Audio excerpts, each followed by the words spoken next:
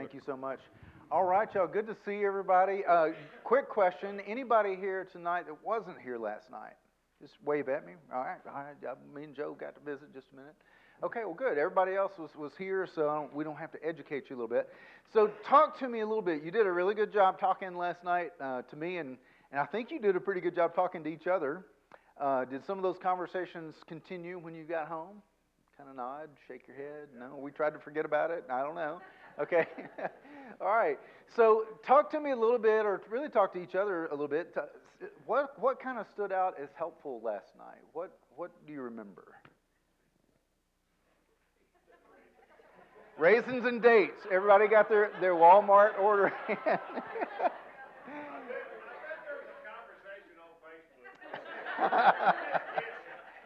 Okay. All right. Yes. The language part about we're not hearing what they're saying. Yeah. You know, and they're not hearing what we're saying. We're not making it clear. Right. Because we talk two different languages. That's right. We have to learn to talk one. Good. Good. Yeah. Excellent. What else? What else stood out? Anything else last night? We went home and practiced on our 2-minute kiss, and it only lasted like 8 seconds. Well, one, I never said 2 minutes. and yeah, I mean, go for the moon and hope to get to, Louisville, I guess. Yeah. Yeah.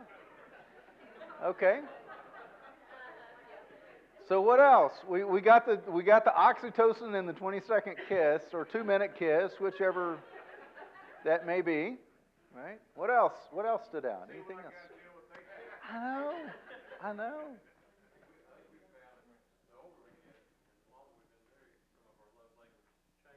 Yeah, for sure. Yeah, they can certainly do that over time. Good. Anything else? All right, the thing I hope, and just kind of by way of review, the thing that I hope that you got from last night, one is that your marriage is highly dependent upon your obedience to Christ. Okay, taking your own needs that you may have, setting them aside, and serving your partner is just a really biblical key to participating in an effective relationship. And it certainly applies to marriage, but it's not just for marriage. It's in other relationships too, just approaching those relationships with the heart of a servant. We'll talk a little bit more about that tonight. The other that I hope that kind of stood out from last night was just not just that, but in being incarnational with each other, but just knowing that when you go into your partner's world, by the very fact that you're moving out of your own comfort zone, that is uncomfortable, okay? But it's also what constitutes an act of love. It is an act of love when you do that, right? And that is something that Jesus did for us, okay? So we're going to move from love languages tonight, and we're going to talk about what happens when love languages don't necessarily work, okay? So I want to kind of set the stage for us tonight, because last night was fun. Tonight will be fun too, but there's going to be some hard things that we get to tonight, okay? And it's going to require a looking in the mirror that may not be extremely comfortable for you. And that's okay, because I need that from time to time. And so one of the things I want to start with is something that I begin with. I do these 3-day intensives. Okay, let's see if I got to turn this thing on. There we go. I do these 3-day intensives for couples that I've had couples come in from Florida. I've had couples come in from Missouri, from all over. So I'll do these. I've got one coming up in a couple of weeks where I'll spend a morning with a couple just doing an assessment and setting goals for what we want to accomplish over the weekend, and then really all day on day 2, afternoon of day 1 and day 2, and the morning of day 3. We're just working on all those goals that we've said that we want to accomplish. So I've got somebody coming in from another part of the state this coming weekend that just learned about his wife having a 12-year affair. That she's coming out of this 12-year affair, and he just learned about this about a month ago. And we're going to spend 3 days trying to sort that out and kind of get that started. So the 3-day intensives are not for everybody, not for every issue, But there are certain issues, for example, that one, and unfortunately that's not the first time a very similar situation has come in for an intensive. But it is intense, and we're all worn out by the end of each day, and then certainly by the end of 3 days. But I've seen God do some really good work in that. But this is, I tell you the circumstances only to let you know, I mean, there's a lot of heavy stuff that people deal with, and there is no question in my mind, in a room with this many people in it, some of you are dealing with something similar, right? And the thing that I start each of these intensives off with is this verse of Scripture, and it's from Ephesians chapter 4 and verse 2. It says, "Be humble and gentle." Okay, be humble and gentle, and do that with patience, bearing with one another in love, eager to maintain the unity of the Spirit and the bond of peace. Right. So when we start talking about hard things, it requires a lot of humility to hear how another person experiences you. Right. I mean, when somebody, and to be honest with you, not many people are honest enough with you to tell you how they experience you. Not really. And to be honest, you probably don't want to know most of the time, because we're just kind of content to do our thing and to do the small talk interactions that we have, and we don't often really want to know how somebody experiences us, because it would make us really uncomfortable to hear it, and would probably make them really uncomfortable to say it. But in a marriage, we bear witness to one another's life, and sometimes we let our partner know how we're experiencing them, but we may not always do that in a way that turns out well, and that's kind of what we're going to talk about tonight. But it requires a lot of humility to do that, but it also requires a lot of humility, a lot of gentleness in the way that we approach one another. Right? I mean, it's the thing that you would be tempted to hear me say tonight is just go away from here tonight and just be nice to each other from now on, and everything's going to work out fine. And that's not what I'm saying. Okay. What I am saying is that you probably need to talk about some hard things. And when you approach one another with curiosity, and you approach one another with gentleness, and you commit yourself to being patient with one another, bearing with one another, just knowing that you married a sinner and your partner married a sinner, and you are walking in this journey together and hopefully being sanctified by God day by day, but nobody's knocking it out of the park. I'll give you this query. Our pastor explains this when he's explaining salvation, and helping us to understand that we're just all sinners, right? So do you guys have a swimming team at any of the schools here? Is anybody swimming people? In Jackson, we've got a really small swimming club. None of the schools do it. But let's just say you're an excellent swimmer, and you participated on the high school swimming team. And we take you, and we take your swim coach, who's assumingly a better swimmer than you are, and we take Michael Phelps, and we put you all off and drop you off in the middle of the Atlantic Ocean. Okay? Who makes it to shore? Somebody said Michael Phelps? Some of you are shaking your head like, nope, nobody. And you're right, nobody makes it to shore. You're all going to drown. It's the middle of the Atlantic, right? That's how desperate we are in our sin, folks. That is our need for a bridge to the land, and his name is Jesus, right? So there's not anything that we can do to outswim our sin, all right? We're sunk in it. And the sooner we realize that we're living with somebody that's sunk in it, the more realistic of a picture we have about our situation, right? And that's why it requires forbearance. It requires bearing with one another in the unity of the Spirit and the bond of peace, because we are unified by the Spirit of God, who is our bridge to the land, right? Yeah. Okay. So that was a little gospel message in the middle of all this. All right. So let's talk about this. Let's talk about when love languages are not enough. So do I have any fitness people in here? Got people you kind of like, nutrition, fitness, that kind of thing. Did you know that losing weight? There you go. Thank you. Thank you, Blake. And you contribute to the fitness of all, you know. And nobody's raising their hand after the pizza night, right? So we're all in there. Well, I'd say that I was, but I just took down some pizza. So losing weight is a really simple thing. Did you know that? It's a really simple thing. And it's a $1 billion industry. So I didn't say it was easy. I said it was simple. And in order to lose weight, you got to burn more than you take in. It's that simple. I learned that from a 16-year-old bodybuilder a long time ago. Oh, I didn't mention this. I used to be a Kentucky resident. I did. I spent 2 years, first 2 years of our marriage. We were in Louisville, Kentucky, and went to Southern Seminary there. And I had a Kentucky driver's license at one time. Yeah, so I thought that was pretty cool. And those Louisville people are crazy, man. They are. They're crazy about some basketball, right? In our church, that little church that we were in, on the day that Louisville played Kentucky in basketball, one side red, one side blue. No lie. I mean, and you just didn't mess with. That was just one of those things that's not funny, son. That's just what they would say. It's not, you messing with the wrong thing. Do y'all do Derby Day this far away from Louisville?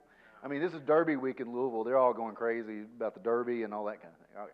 So relationships are simple too. Okay, and the simplicity of a healthy relationship is you got to pour in more than you take out. All right. If you pour in more than you take out, then you're going to have a pretty healthy, long-lasting, good, satisfying relationship. But it's just not that simple, okay? It's that simple. It's just not that easy, right? So the idea, and we talked about this last night, is we want to keep the love tank full, right? So if we're speaking each other's language and we're communicating in a way that my partner hears it when I say I love you, then that's adding some fuel into that love tank. And when your love tank is full, then both of you are pretty satisfied in the relationship. When your relationship is feeling distant, it's usually because the love tank is kind of empty. Now, here is a fundamental problem, and we have this fundamental problem when it comes to understanding the simplicity of relationships and this whole idea of a love tank. And the fundamental problem is this. The problem is that we are people and we are not cars, right? I know that's profound. You're looking at me like, what? Yeah, we're people. We're not cars. You take my little Toyota Corolla. I got 57 miles to the gallon yesterday and today. I filled it up with $20. It'll last me another week or so, I think.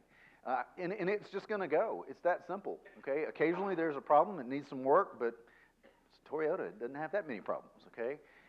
We're a little bit more complex than that, okay? So here's the thing that we know about us as people that makes us a little bit more complex, okay? We have different personalities, right? Now, I want to walk through some of this with you, and we're not going to do the whole personality test. Joe and I were talking about, I did that at Samsonia some years ago. We're not going to talk about the whole personality, test kind of thing, but I want you to think about different preferences that you have as just individuals. Okay, some of you are really extroverts, okay? I mean, in a room like this or in the fellowship center that we were in a little bit earlier with the pizza, I mean, you get energized from that number of people, okay? I mean, it's hard for you to go home and go to sleep, okay? Because you're energized from that. You think Brother Keith's maybe an extrovert? He's maybe just a little bit, okay? I mean, he was texting me at 10:30 last night. Did you get home okay? And I'm like, yeah, man, thank you for checking on me. That is so kind to do that. But I mean, and you probably just have a hard time going to sleep after a night like this, right? Because it's just energizing for you, okay? And yet there are some of you that are kind of like, do I have to go? I mean, I'd go if it wasn't for all those people that are going to be there. But there are going to be people there at church. And I don't want to be around people. I don't like people. They don't like me. I don't want to like them, right? I don't want to be around people. And yet you come, okay? And as in being here, even though you may or may not interact with a lot of people, it just sucks the life out of you. In all seriousness, it's not that you don't like people. You may actually do like people, but it's just the effect that people have on you. It kind of drains you, all right? Extroverts are people that often externalize their thoughts, okay? If it comes in, it comes out. It doesn't bounce around in there very long. They have to say it to be able to understand it, okay? And introverts, they kind of ruminate, okay? They chew their cud and it kind of ruminates and it comes back up. They got to chew it again before it'll ever come out, okay? And they find themselves scripting conversations often, okay? Because they really think it through before they ever come out. And they've planned what they're going to say and what you're going to say. And what you say is this and they're going to say that. And they've got all these different options going in their head before they ever start talking to you, okay? And all the extroverts are going like, why in the world would they do that? And the introverts are going, yeah, that's me, all right? So how many of you would say you're kind of more extroverted, okay, just by personality? And yeah? And then how many of you are more introverted just by personality? Introverts, I am so proud of you for raising your hand. I really did not expect you to do that, okay? And there are many of you that didn't, but so many more than I expected did, okay? So thank you for being here, introverts. We really appreciate it. All right, so by personality, there are some of you that when it comes time to making decisions, you just kind of go with your gut, okay? You just kind of go with your gut. You know, you don't know how you know, but you just know. And you don't need a lot of added information to be able to make that decision because you just know. And then there are some of you, when it comes to making a decision, you're more data gatherers, okay? I mean, you're going to beat it to death doing internet searches and consumer reports and everything else, and you're going to know everything that there is to know about it. So for those of you that go with your gut, you just know that you want a silver 4Runner. That's what you want, okay? And it doesn't matter whether it's a 2008 or a 2023, it needs to be a silver 4Runner, and nothing else is going to do it for you, okay?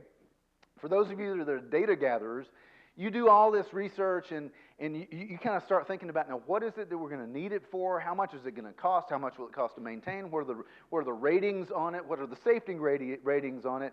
And I mean, you just kind of go through all of this, right? And then finally, you come out with a profile of some kind of car. And it may be a brown Dodge K car, or it may be a Ranger. Who knows what it's going to be, right? But you arrive at your decisions that way, all right? So how many of you are the gut people? You just kind of go with your gut in making decisions, okay? You don't need all that extra information, okay? And then how many of you are the data gatherers, okay? How many of you that are data gatherers think the other people are completely irresponsible, okay? Okay. Okay, and then there are some of you when it comes to communicating your heart with someone, okay? Some of you have these little antennae that come up out of your head in a conversation, and when they come up out of your head in a conversation, you're sensing how people are receiving what you're saying, and you may often alter kind of how you're saying what it is that you're saying so that people are going to feel good about it. So your mission in most conversations is for everybody to feel good about it when you're done, okay? And it's not that you want to sell the truth short, it's just you want them to feel good about the truth regardless of what it is, right? And then there are some of you that don't come equipped with any antenna whatsoever, okay? And your mission in the conversation is to just say it, and however somebody may feel about it is completely irrelevant and unrelated to needing to say it as accurately as you possibly can, okay? All right, so how many of you have the antenna? Okay, you have the antenna, all right? How many of you don't have any antenna? Okay, there's the difference in those personalities. And then kind of finally on the personality one, there are some of you that you plan every 5 minutes of your life electronically and on paper, and you've done that until Jesus comes and he has an appointment. And if he don't fit in the schedule, it's going to be tough. So, and for you, if there's an interruption, if there's a distraction, that's super disruptive for you. I mean, your motto in life is, if you fail to plan, you plan to fail, right? That's the motto in life. So why have a plan if we're not going to stick to it? How many times have you said that, right? And then there are some of you that you don't need no stinking plan. You don't need no stinking schedule, right? You just kind of roll with it, right? And you can't be bothered with time. I mean, why be bothered with time? Because that's the spice of life is made up of variety. So when interruptions come and distractions come, that's fun for you, right? It gives you energy when that happens. And too much structure leaves you feeling kind of like a caged animal, right? So how many of you are the planners? Okay, raise your hand. Really loud? Really loud. Raise your hand loud. Thank you. All right, and then how many of you are the, I don't need no stinking schedule, okay? I'm with you. I'm with you, folks, okay? And yet we can do the opposite, but none of those things that I just described in terms of personality are sinful. They're just kind of the way that we're wired. As human beings, they're just, the planners all said, no. If you don't stick with the plan, there is a commandment about that, I'm sure, somewhere, right? So anyway, we have all these personalities, and you can talk love languages all you want, but we all still have these differences in personalities. All right, so we also have some pathologies among us, okay? And when I say pathologies, I'm a counselor, I'm a mental health person, so I'm thinking mental health pathologies. So I'm thinking, you got folks in this room that are depressed and you're taking medicines and you need to, okay? You got some folks in this room that have bipolar disorder and you take medicine and you need to. You've got some people that are recovering from substance abuse, and you need to be, right? I mean, I got to hear a story about that last night. It's so miraculous when God just reaches in and saves somebody, brings somebody out of addiction, right? There are some of you that are active in addiction right now, sitting in this room. I know that we're out there, okay? It's just we're a bunch of human beings in the same room. That's the way it works. There's probably even some people that are in the middle of a sexual addiction in a room this size. Whether it's pornography, it's escalated to other things. Possibly even people that are in active affairs right now, okay? Here's the thing that I know about pathologies, okay? And this may surprise you. I won't work with a couple in couples therapy if there's an active addiction. We got to deal with the addiction first, okay? We've got to get sober, and whatever that takes to get sober, whether that's going to AA or it's going to the hospital or whatever you got to do to get sober, it's contraindicated. It can make the relationship worse if I try to do couples therapy with somebody in active addiction, whether that's substances or sexual or anything else. I'm not going to work with a couple in couples therapy when somebody's involved in an active affair, right? When there's active adultery taking place, it could be contraindicated for me to work in couples therapy until that relationship has come to an end and there's some repentance and that tie is severed. Okay, you will not be able to make it work in a way that's good for the relationship as long as that's still taking place. The other contraindication is active domestic abuse. If there is violence taking place in the home or there's severe emotional abuse that's taking place in the home, it could do more harm than good for me to try to do couples therapy with somebody until those issues are addressed and have gotten under control. Okay? So I know that in a room this size, as much as we want to speak each other's love languages, some of us have got some pathologies that need to be dealt with before we can even get to really making the relationship better. And guess what? You're the only one that can be responsible for that. All right? God is waiting on you to take a step toward Him and say yes, and you'll be amazed at what He will do when you take that first step. But before your marriage is ever going to get better, that pathology has to be addressed. All right? Okay, so we also have pasts, right? We all have a past, right? Everybody has a past. We all grew up in very different circumstances. A funny version of this is my son and his wife that have the grandbabies.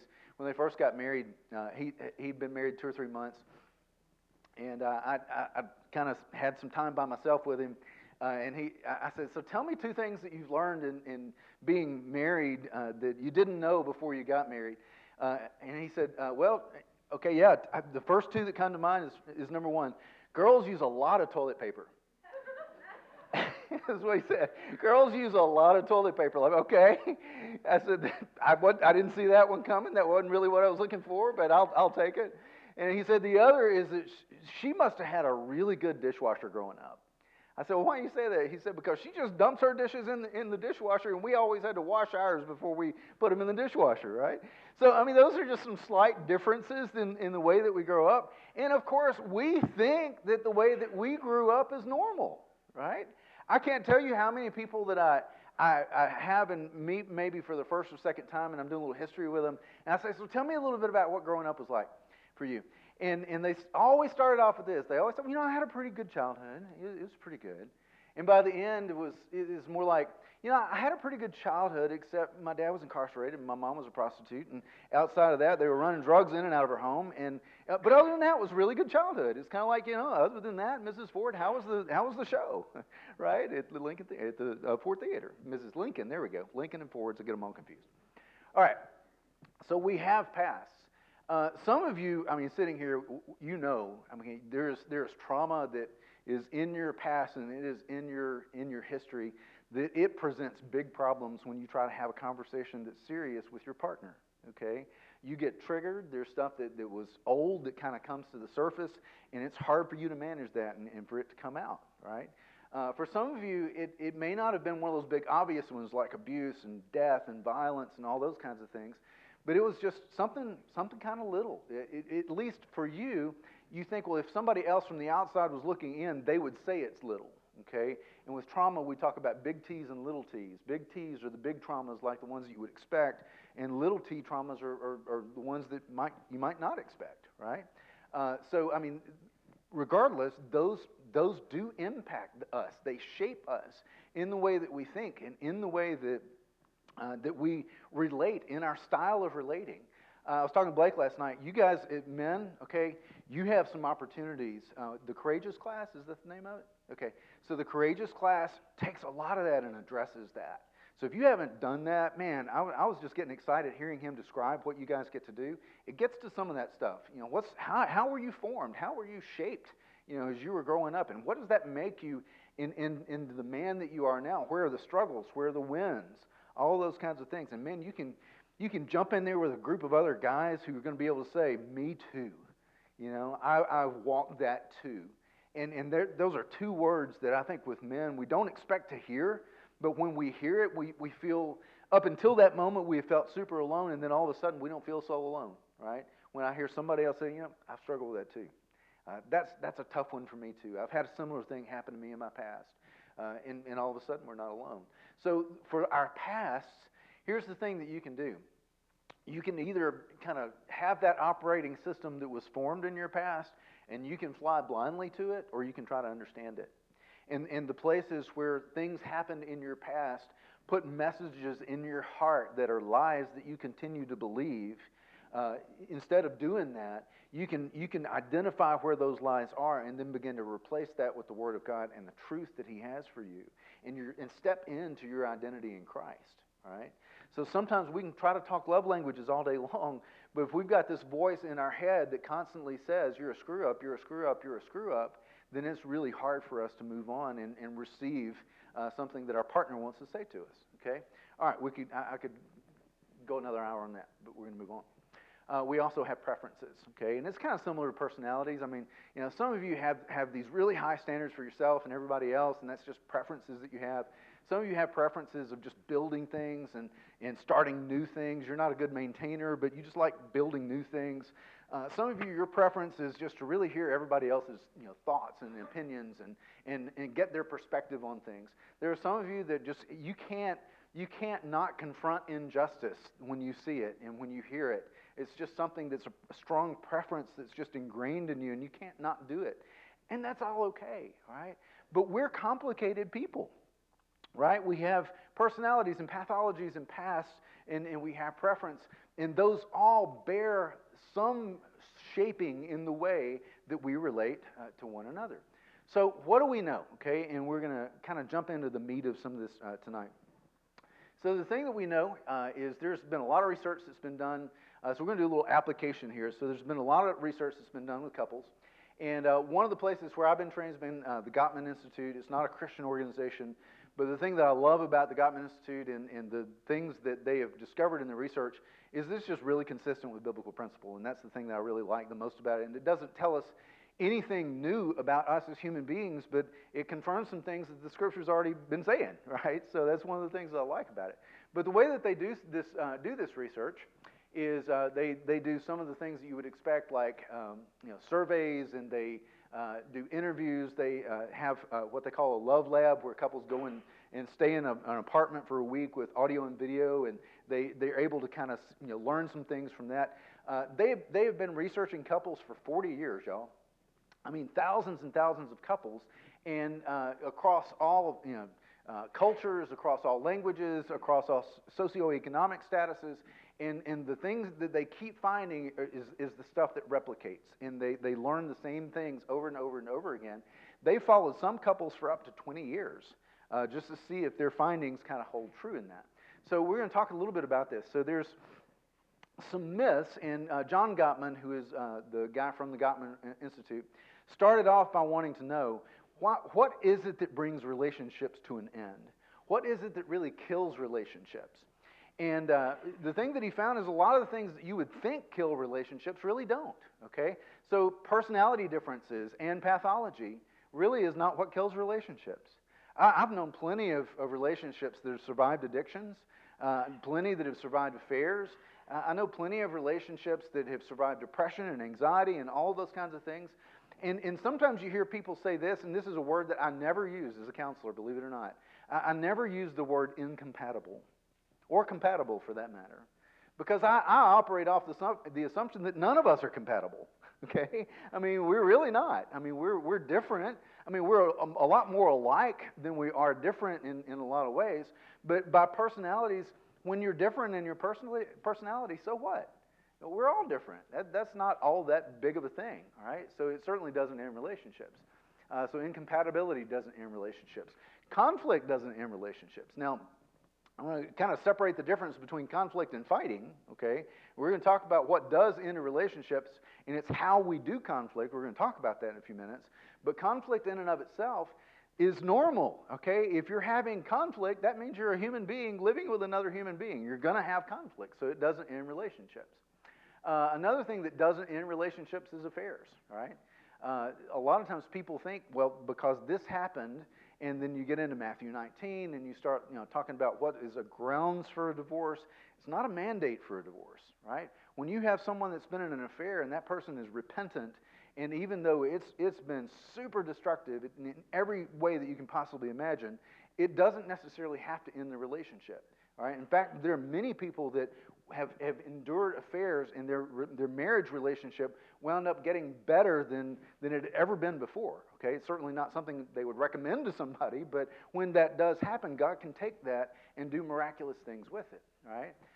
And then there's the whole Venus and Mars thing. I'm not going to do a lot around this, but there's a book that came out a bunch of years ago. Men are from Mars and women are from Venus. Okay, but gender differences don't end relationships. In fact, it's the gender differences that put us together, right? You didn't want to marry another dude. I mean, how weird would that be? If he acted just like you or she acted just like a dude all the time. I mean, that wouldn't be all right. And ladies, I mean, you know he's different. That's a part of why you go together. So just gender differences themselves don't end relationships. So what are some healthy ingredients of relationships? Well, this looks like something your third grader would bring home and stick on the refrigerator. But this is actually the findings from 40 years of research, okay? And we're going to walk through a couple of these tonight. You're going to get to do a little couple time in just a few minutes and have some conversations. But let's talk about the first one. We're going to start at the bottom, and we're going to work our way up. Okay, so one of the healthy ingredients that we find that the research shows that really makes relationships, lasting relationships, enduring relationships, is building love maps, okay? So let's talk a little bit about that. Think about how well you know each other. So this ingredient is that when you have a healthy, long-lasting relationship, couples feel, the individuals in the couple feel understood by their partner. I feel like she gets me, she knows me, she understands something about me, right?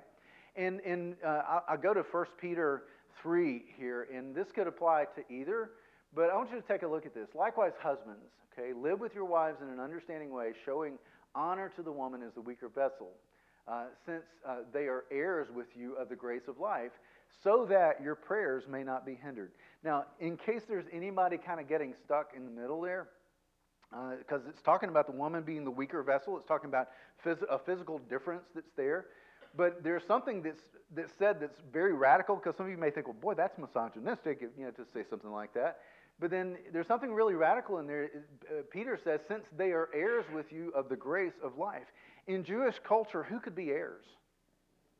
Sons, right? But what Peter is saying here is it's not just sons. Okay, this is women, your wives, are joint heirs with Jesus. They are fellow heirs of the gospel, fellow heirs of the kingdom of God. So even though they may be physically weaker in some ways, they are joint heirs with you of the grace of life, okay? So try not to get distracted by that. Pay attention, and this is my bold, this is not the Bible's bold, but this is my bold, that we are to live with our partners in an understanding way so that our prayers will not be hindered. So if we're not living with our partner in a way that we're treating that partner with understanding, it's a horizontal relationship that may have a vertical impact, right? So if I'm not making efforts to treat my wife with understanding, then my prayers may stop at the ceiling. That's kind of what that's saying, right? So Scripture exhorts us, encourages us, commands us to treat one another with understanding, with gentleness, with patience, with forbearance, all those things that we looked at in Ephesians 4 a little bit earlier. All right, so let me introduce this to you. You can have some fun with this later. This is called the Gottman Card Deck. This is an app. If you want to get it on your iPhone, you can just download it, or Android, either one. You can just download it to your phone. But it just gives you a lot of good questions, and there's a whole love maps section on it. And let's play with this for a few questions, okay? I want you to answer these. Okay, so the question is this. What is your partner's favorite sport? So I want you to just turn to your partner and tell your partner what you think your partner's favorite sport is. and then switch.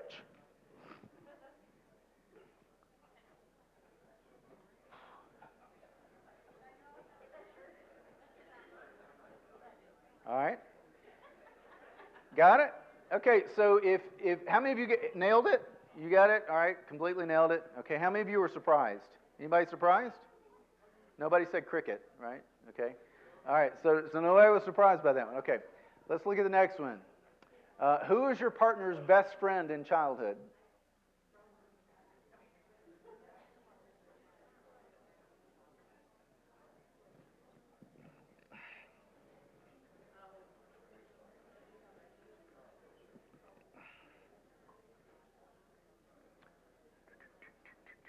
All right, how many of you nailed it?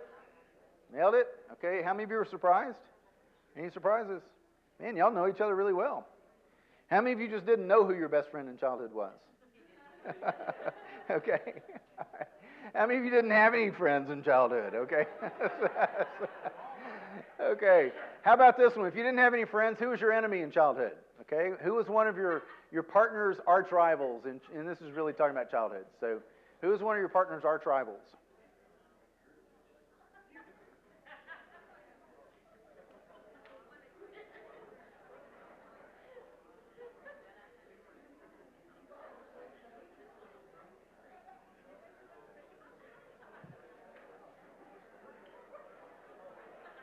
Okay. How many of you were surprised?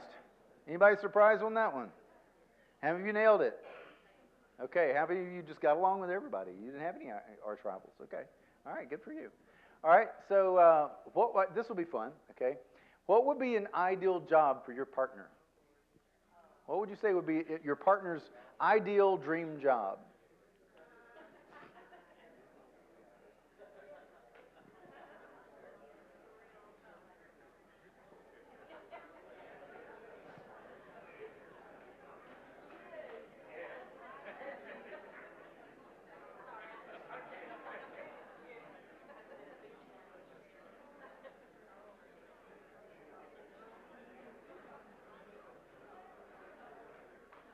Okay, how many of you nailed it? How many of you were surprised? Okay, you may not have gotten that far in the conversation. My ideal dream job would be to be the assistant fly fishing coach at Lee University in Cleveland, Tennessee. That's what I want to do. I don't want to be the head coach. I just want to be the assistant fly fishing coach at Lee University and just go on all the trout fishing trips with them. Okay. All right. All right. Next to last one. What is your partner's greatest fear? Have that conversation.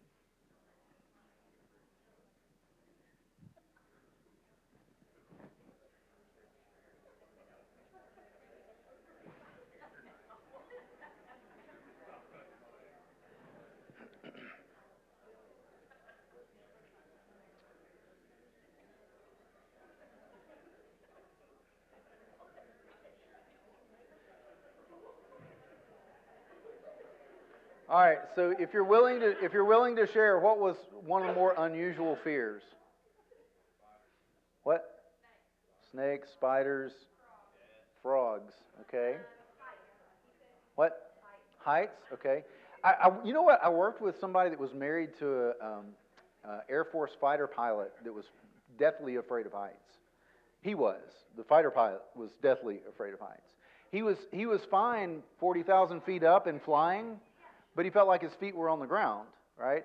But when he was 12 feet up climbing into the cockpit, that's what terrified him. So he can fly like an airplane and be fine, but we go on vacation and he's like, do not get a condo on the 20th floor. Okay. It's like 10th floor below. But it's Yeah. there. Yeah. All right, last one. This one's not up there. This one's not up there, but it's in the Gottman card deck, and it's a really interesting one.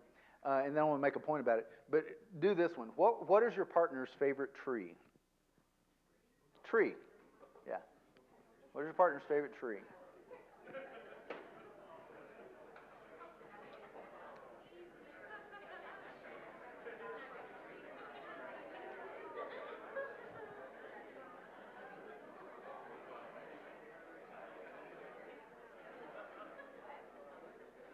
Okay, so what were a couple of unusual answers?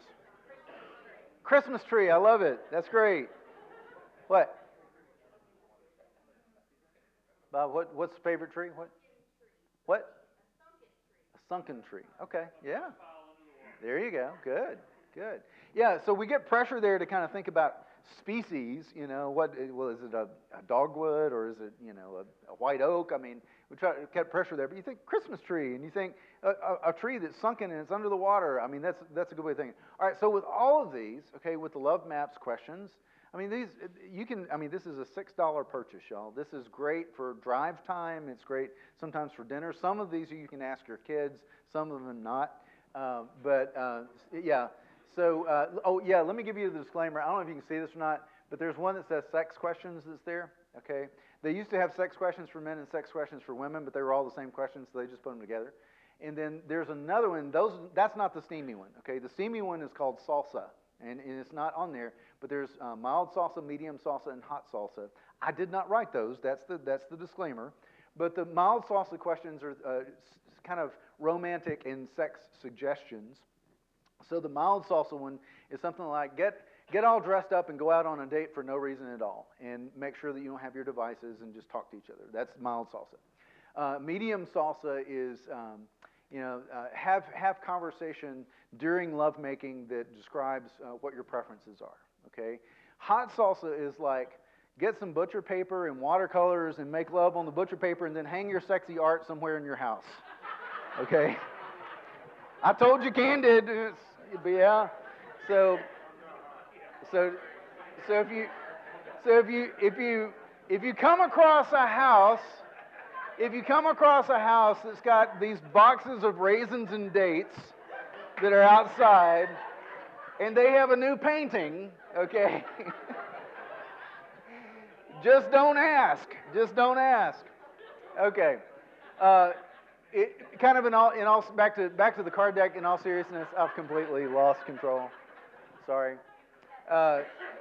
There's the love maps questions. There are other questions that are like open-ended questions. There's date night questions.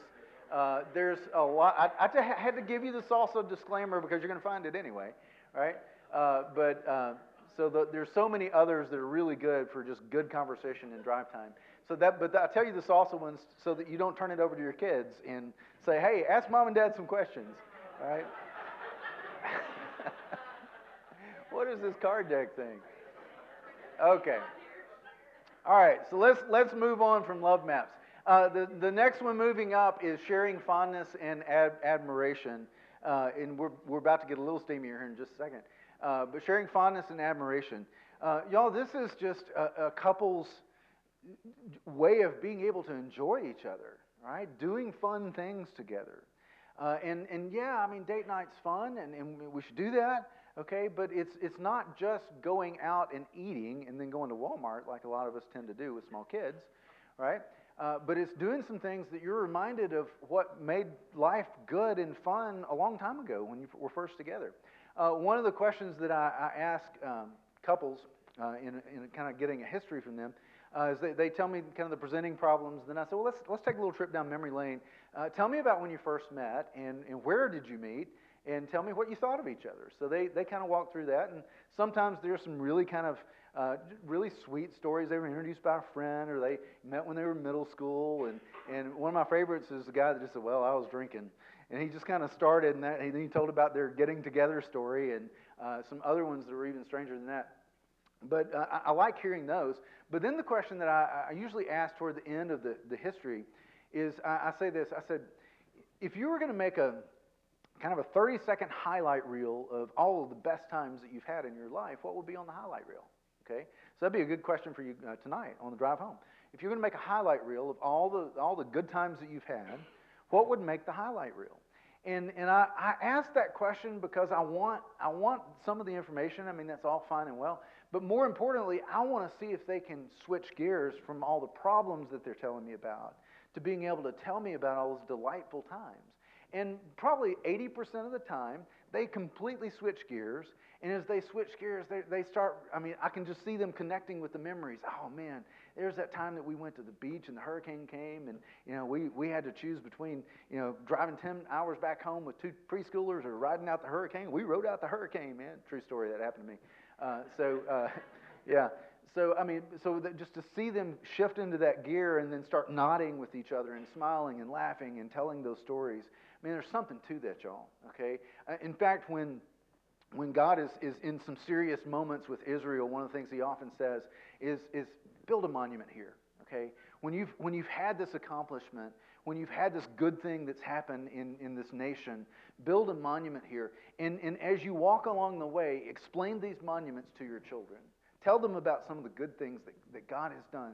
Reflect on what God in His faithfulness has done and what He has been to you, so that they will learn about this. But it does our hearts good as couples to be able to reflect on those as well. Okay, so so being able to think about having fondness and admiration. Let me share a couple of verses with you. This is just so good. Y'all, God wants you to have joy and delight in your marriage relationship. Look at what it says here in Ecclesiastes chapter 9. You know the story of Ecclesiastes, right? The writer of Ecclesiastes, probably Solomon, we're not really sure, but probably Solomon, puts his hands to everything that he can possibly think of to bring satisfaction into his life, right? He builds stuff. He has, you know, lots of women. He has, you know, basically substances that he experiments with. He's all these things that he thinks will bring him satisfaction. And the refrain in Ecclesiastes is that it's all like a chasing after the wind. It's meaningless, utterly meaningless. Okay, so if you're really depressed, don't read Ecclesiastes. Okay, but he gets to the end here, and this is not the very end, but he gets, I think it's 12 chapters. This is in Ecclesiastes 9. Listen to what he says, and this is fantastic.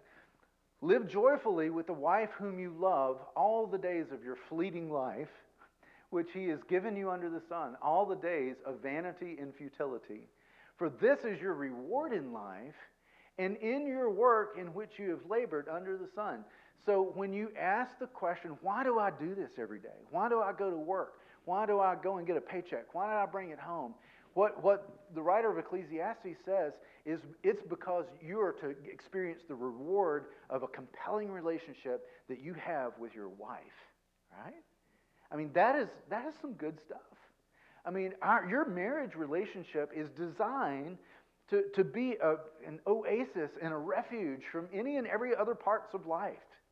And what Solomon says, if this is indeed Solomon, is that you don't be surprised when you experience vanity and futility in some of these other parts of your life, right? Because it's frustrating, life on life's terms. It can be frustrating. But when you have a fruitful, joyful, loving relationship with your partner, you can come home at the end of the day and you can find an oasis. You can find delight, and you can find your loving partner who has been waiting for you to be there so that he or she can experience the same thing. Look at this passage here, okay? Let your fountain be blessed. This is Solomon again, okay? Proverbs chapter 5, verse 18. Let your fountain be blessed, and rejoice in the wife of your youth, a lovely deer, a graceful doe. Let her breast fill you at all times with delight, and be intoxicated always in her love, right? So, yeah, I mean, he's getting a little graphic there, but he's saying, you know, this is something that God has gifted you with.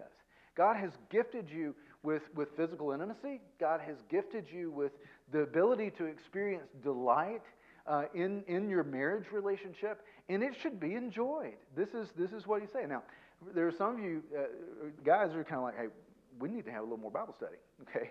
You know, looking at this, but let's hang on just for a second and take a look at this, all right? One of the things that the research shows us that guys want, really two things, okay?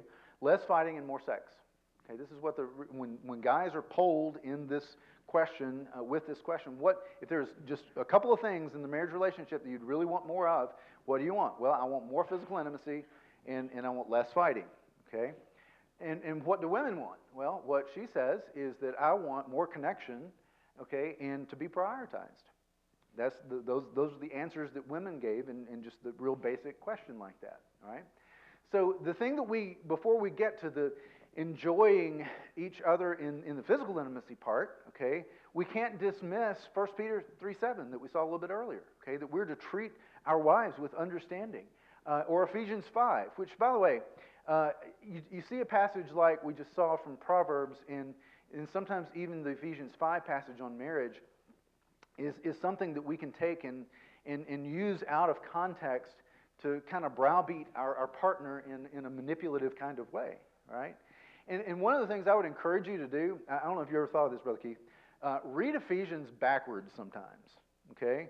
Realizing that everything that you learn from the end has something that it's built on from the beginning, okay? Because at the end, you remember what it talks about at the very end? It's talking about spiritual warfare. Put on the breastplate of righteousness. Put on the shield of faith. Put on the shoes of the gospel. Okay, and if you read it backwards, you don't need all that spiritual warfare, because then it's talking about parenting. Okay, it's talking about how you raise your children. And your raising your children is predicated on how you live your life with your marriage relationship in Ephesians chapter 5. And when you look at Ephesians chapter 5, at the end it's talking about marriage in the last portion of it, but you look at the beginning, it's saying be imitators of God, right? And it talks about don't be drunk with wine, but be filled with the Spirit. Man, if you are filled with the Spirit and you're seeking to be an imitator of God, then you're going to understand the roles in marriage that Paul describes in Ephesians 5 a whole lot better. But then back up before that to chapter 4. And it's talking about all these things that you need to get rid of. Okay, so one of those is like anger is one of those things. Don't let the sun go down on your wrath, for the anger gives a mighty foothold to the devil. You got to look at the verse before that. So speak the truth to one another, for we're all members of one another. Be angry and sin not. Don't let the sun go down on your wrath. So it's all built on one thing after another. But in chapter 1 of Ephesians, it starts with your identity in Christ, right? And helping you to understand who you are as a Christ follower. So it might be helpful sometimes to just read it backwards. Just start in chapter 6 and then go to 5, 4, 3, 2, 1, right? That was free. Sorry, I kind of got off on Ephesians 5. I just hear that misused just quite a bit with people. So here's the thing about the physical intimacy part, and it's a part of delight. It's a part of experiencing the joy of marriage, but you can't expect the celebration of something that is just not there, okay? What men often experience is that when they are physical in their relationship, that brings them to a place of maybe being willing to be more open emotionally. Okay? But for most women, that's something that needs to come before they're ready to be physical. But when you look at Scripture, what the physical part of the relationship is a celebration of something that's already taking place in the relationship. All right? We're not going to take the time to go and read Song of Solomon 4, but I put that in there. Go back and read that sometime. Because if there is one complaint that women have, it's this, that he doesn't notice me. He doesn't notice me. And if you look at Song of Solomon 4, okay, he starts at the top of her head and he notices everything all the way down to her sandals, okay? And I mean, and he doesn't just notice it, but he describes it in graphic detail. And the more he talks about what he's seeing, some of it is very sensual in the way that he's describing it. But by the time that he gets to the end of his comments, where he has noticed these things about her and called those out and spoken to her in a way of tenderness and, yes, some sensuality, what she is saying at the end of that is, brother, bring it on. I mean, this is something that just draws me into you because you have noticed me. You have seen me. You have heard me in a way that no one else has ever seen me or heard me, right? And so take some time and go back to Song of Solomon 4 sometime. Okay. Fondness and admiration and delight begins a long time before the bedroom. Okay. It's rooted in something that's just a life-giving friendship. It's rooted in companionship. It's doing fun things together. It's having hard times together that you walk through those times together, and there's a new admiration and respect that you have for one another. There's this value, and we talked about this a little bit last night, of just making new memories as life changes. Let me kind of see how many we got here. How many of you are empty nest with grandchildren? Raise your hand. Empty nest with grandchildren. All right. Okay. How many of you are empty nest without grandchildren? Anybody? Okay, that's no man's land. That's no fun, is it? And empty nest with no grandchildren is like the doldrums. I mean, it's like, this is not the way life is supposed to be. All right, how many of you still have kids at home, whether they're your own or your partners or both? Okay. All right, how many of you are married but have not had children yet? Okay, all right, good for you. Travel, see the world, okay, and enjoy yourself. How many of you are married but you don't have, and you have children but they don't live in the home with you? You got any of that? Okay, I figured we'd have a couple of those. All right, those are all such different seasons of life. And sometimes when you're in the middle of it, it's hard to see the pressure that goes with that. It's hard to see where you are. But every now and then, I would encourage you to take a step back and say, for the season of life that we're in, what's something that we could expect that we could do that would be a lot of fun that we're not doing, okay? That we could really enjoy in this season of life. It might be trips. It might be sitting by the fire pit, okay? I was talking to somebody about that last night. That may be all that there is to it. It doesn't have to be extravagant, but be willing to take that step back and say, what do we need to do to really step into the fondness and the delight that God has for us at this season of our life, okay? No, I just did that. I don't want that. No. What did I do, Bob? I pushed the wrong button, Bob. Okay. There we go. All right, so here's your couple time, okay? This is a conversation I want to get you to start just for a second. And if you need a break, real quick, we're not far from a break, but this is not the official break time. I'm going to give you about 5 minutes to talk about this. I would encourage you to write this down. Get your paper out, okay? Write these four columns down, okay? But I want to see if you can get a start with this. But it's four questions. See if you can name something right now that you've done before and you definitely want to do again, okay? And I can think of a lot of those things for us, okay?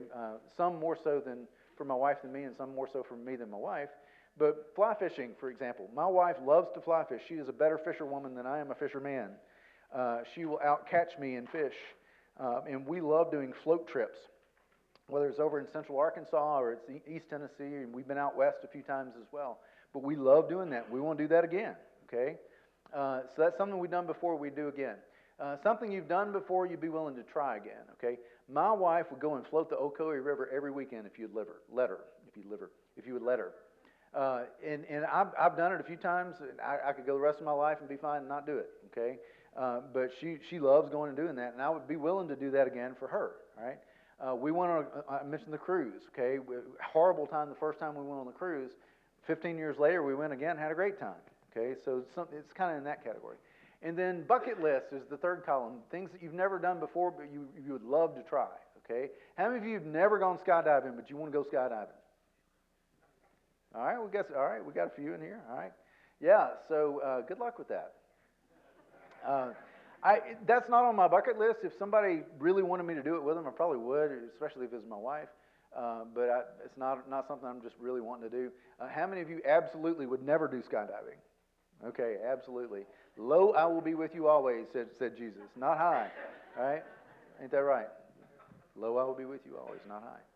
Yeah. Okay, and then last one, never done, but you'd be willing to try. All right, so take about 5 minutes, have some of that conversation. We're probably another 10 minutes away from the break on the other side of this, so go for it.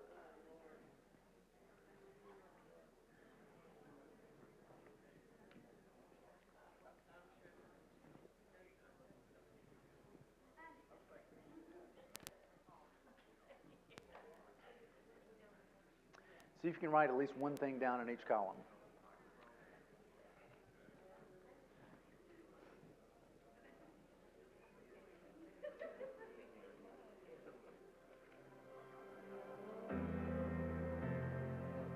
A great light dawns in Galilee. Some say madman, some say king. Wonder-working rebel priest, Jesus Christ the Nazarene. He knew well what it would take to free us all from sin and grave. A perfect man would have to die, and only He pay that price. Friday's good 'cause Sunday's coming. Don't lose hope 'cause Sunday's coming. Devil, you're done, you better start running. Friday's good 'cause Sunday's coming.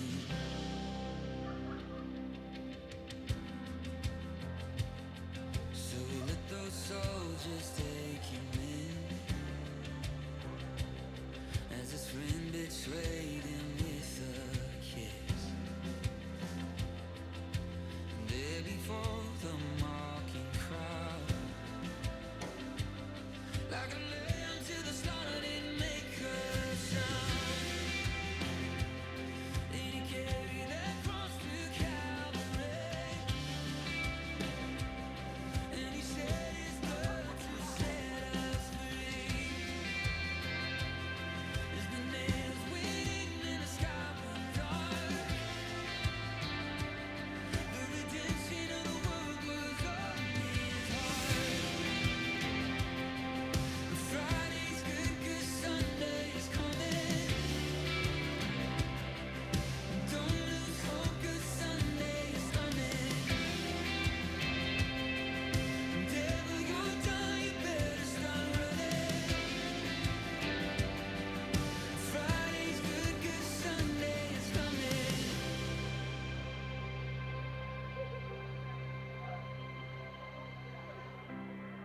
Then he breathed his last and bowed his head. The Son of God and man was dead. With All right, did you get some things down on paper? tears You get a little bit down? on my face. Okay, so I would encourage you to take that list and build on it, okay? Take it home and build on it, and then begin translating some of that to the calendar, okay? I'm kind of pushing the time a little bit. I know it's a quick conversation that you just had, but that's an ongoing conversation that you can continue to just kind of ask those questions. Okay, let's cover one more of these healthy ingredients of relationships, and then we're going to take a break. Okay, so the last one before the break is turning toward instead of turning away. This is kind of interesting because it's one of the first ones that we come up on that has a number attached to it. So couples that turn toward one another have a 15% greater chance of having a healthy, long-lasting relationship than those that don't, even if they don't do some of the other things well. Okay, so let me explain what turning toward is. Okay, there's two basic levels. Okay, one level it's when your partner says something to you, you just simply acknowledge what they said. Okay, sounds really profound, doesn't it? But how many times, think about this, how many times have you said something and it just kind of evaporated in the air? Okay, it didn't land. You know what I mean? It was a swing and a miss, and you don't know why your partner didn't respond to you. They just didn't. Okay, what the research says is that this is something that's just really easy to not do. It's easy to not turn towards someone. So if I'm not turning towards you, then I'm turning away from you. Okay. And so it's as simple as, hey, babe, would you put the clothes from the washer into the dryer? Yes. I turned toward her. It's that simple, okay, at a basic level. At a deeper level, she might say, well, I just got back from meeting Susie at the mall, and I'm home early, okay? And at just a basic level, I could say, okay, I'm glad you're home, but you heard something in the tone, didn't you? Right? Well, there was some disappointment that was there. Right? So at a little bit deeper level, to name that, to be able to turn toward her and say, oh, you are home early. Can you tell me more? Tell me what happened. Okay? So yeah, which, by the way, if you need to know some of the most important words that you can ever say to your partner, that makes sense and tell me more. Okay? That makes sense and tell me more. Sometimes you have to say, tell me more first, and then you can say that makes sense. All right? But if you're able to say those genuinely, you'd be surprised how long and far that goes, all right? We were headed back from date night one night. We go to the Orpheum in Memphis and go to some Broadway shows, which is kind of fun for us. And we were headed back. She had left her car at the office. We had met at the office, gone to Memphis, had dinner at Aldo's, the pizza place that we go to, and we went to the show. And it was late. It was probably 11:30 at night. We were coming back home. I had made the turn off of I-40 and was headed north on 45, going toward our office and our house, same road. And I'd put my blinker on to turn because I was going to go get her car, right? So she had kind of been dozing. She'd kind of been snoozing. She wakes up and she says, hey, don't forget, we need to get my car. And I didn't say anything because I was in the right lane and I had the blinker on. I was turning, right? I'm just like, well, surely she'll deduce this. And then at some point she said, well, are you just not going to answer me? And I'm like, you see, I've done it. I've turned away from her, and I didn't mean to. I wasn't trying to. And I wish I could take it back, but by the time she has to ask again, the moment's over. It's gone, right? So what the research says is this is like death by 1,000 paper cuts, okay? Because what happens is that one time, it's not that big of a deal, okay? You say something to your partner, it evaporates in the air, and you just go, well, they're just having a bad day or whatever. But then the second time that happens, you say it and it evaporates in the air. You think, huh. And then the third time that happens, it evaporates in the air. You're like, why am I even trying? I'm not even going to talk anymore. I'm not going to say anything to you, right? And then your partner picks up on the fact that you're not talking anymore, and they're like, well, I'm not going to talk either. And then you're not sharing much with one another, and that distance begins to grow, and love languages cease to matter because you're not speaking, okay? I mean, it just really don't matter if you're not saying anything to each other. But this is one of those parts of the research that says, hey, you gotta be willing to acknowledge it when somebody says something, okay? So Jesus was really good at this, by the way, okay? If you'll watch Jesus, one of the things that he does is he turns toward people that you would never expect someone to turn toward. He turns toward tax collectors. He turns toward women, which in that day and time was almost unheard of. He turns toward lepers, toward Roman soldiers. And the thing that was so amazing is that he seemed to know what it was that they needed, even beyond what it was that they presented. Okay, so you remember the story of the leper, and I think it's in Luke 2, where the leper presents himself to Jesus, and Jesus says, "What do you want me to do for you?" And he says, "I want to be whole. I want to be cleansed." And in other cases, you see Jesus just saying the word, and all of a sudden, it just kind of the leprosy leaves them, or whatever ailment they have is miraculously healed. But not in this case. Okay, in this particular case, it says that Jesus, being filled with compassion, reached out his hand and he touched the leper. Right? Did the leper need that? Oh yeah. The leper had probably not experienced human touch in months or years. And even though Jesus could have just said the word, he chose to take that the step further and really turn toward him to meet him at a place of his greatest human need. It was not always such warm fuzzies. The rich young ruler comes to Jesus, and they have this debate about the greatest commandment and what's the most important thing. And then Jesus turns toward him, and it's like he could just see straight into his soul. He said, "If you really want the kingdom of God, then go sell everything you have and give it to the poor and follow me." Right? And this was not something that the rich young ruler saw coming. So turning toward one another is not always warm fuzzies, but it is just a matter of knowing you, right? And then there's this moment where Jesus has been dispatched to heal, I believe it's Jairus' daughter. And as he's walking through the crowd, hundreds of people that are milling about, and he stops in this moment, and he turns and says, "Who touched me?" And it was, the story. It was this woman with the bleed, and then he winds up healing her in this moment. But the perceptiveness of Jesus, I mean, the fact that he doesn't have to do so many of the things that he does to turn towards someone is because he's Jesus, and he is meeting them at their greatest point of human need. And sometimes it's so easy for us to do that with everybody else, we may miss that opportunity to do that with our partner. And then there was the rooster. He didn't turn toward the rooster, but when the rooster crowed, he turned toward Peter. You remember that moment? All right? And he didn't even have to say anything. But their eyes met. And they both knew. I mean, and that is a part of turning toward, is just noticing. And noticing that and your partner knows, and together. And that's how there's some connection that begins to fire off in this. And this is probably one of my favorites. But the Samaritan woman, we see this in John 4. Jesus goes to the well of Jacob, and he's there, and this woman is there, and he asks her for a drink, and she says, "Who are you asking me for a drink? You're a Jew, I'm a Samaritan, why would you do that?" And then they have this theological debate about where God should be worshipped, whether it's on the mountain or whether it's somewhere else. But then Jesus I mean, this is one of those conversations that I wish I could have been there for. I wish I could have been a fly on the wall watching this conversation, because he takes it from this small talk kind of thing to this, kind of political, controversial kind of thing, to then this super personal conversation that he has with her.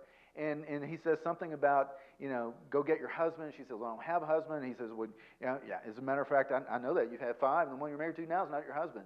And then she says, oh, you must be a prophet. She tries to change the subject and kind of get out of it. But at the end of this, look at what she says. She goes and tells everybody that she can find, come and see a man who told me all that I ever did. Can this be the Christ? Right? I mean, can you say about your partner, my partner has borne such witness to my life and noticed me so much that he could tell everything that I ever did. He could tell my story as well as I can tell my story. Could your partner do that for you? Could you do that for your partner? That's what turning toward is. Now, here's what we're going to do. We're going to do this, and then we're going to take a break, and this is going to be weird, okay? All right, I told you this is going to be weird, but we're going to take a break after this. So this is the face experiment, and here's what I'll ask you to do, okay? In just a second, when I say go, okay, Bobby's going to play some nice soft music, and we're going to be really quiet, just the music, okay? The music will take a little of the awkwardness out of it, all right? So just 60 seconds, that's all I'm asking, okay? It's going to seem like forever, okay? But I just want you to look at your partner's face, okay? That's all I want you to do. All right, and then at the end of the 60 seconds, and if you have to take turns with the notepad, that's fine. But before you talk about it, I want you to write down, okay? I want you to write down the answers to these questions, okay? When you look at your partner's face, what is beautiful, what is painful, and what memory comes up? Okay? Got it? All right. Y'all are looking at me like you're terrified. Okay. All right. All right. I'm gonna count it down. Okay. And go ahead and turn toward each other so you can see each other's face. Maybe get knee to knee. Okay. We're gonna go in about 15 seconds. And I'll stop us. I'll let you know when the time is. I'll let you know when we're at the halfway point, and I'll let you know when we're done. Okay. In 5, 4, 3, 2, 1. Okay, no talking.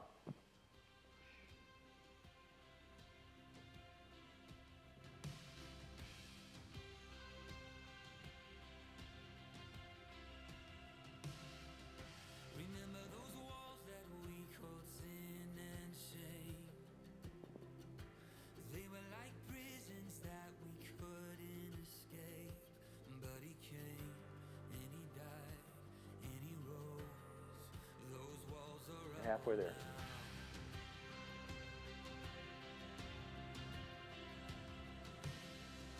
Remember those giants we called death and grave?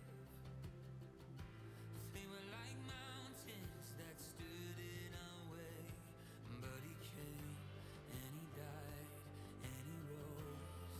Those giants are dead now.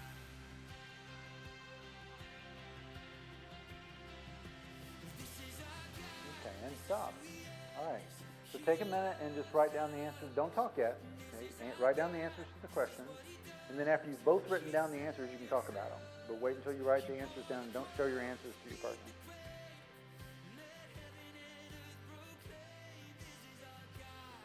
King Jesus.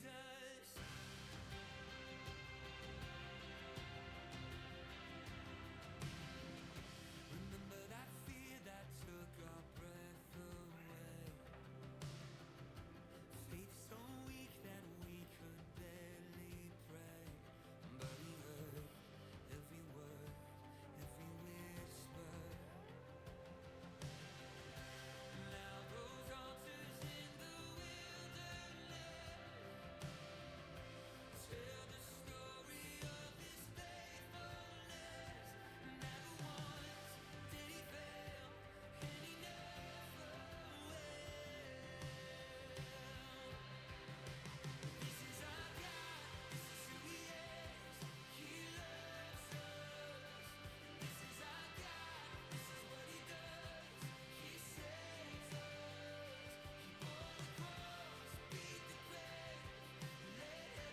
about 8 minutes until 8. After you've had some conversation and you shared your answers with your partner, let's take a little break and we'll reconvene at 8.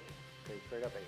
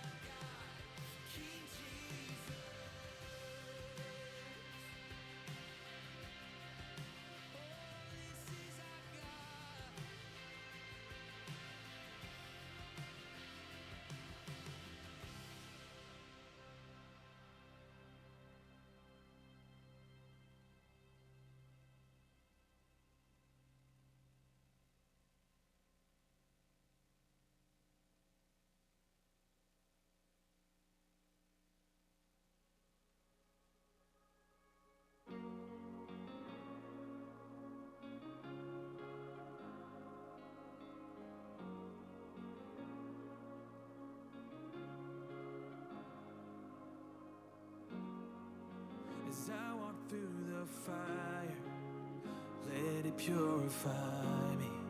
I know you're with me there.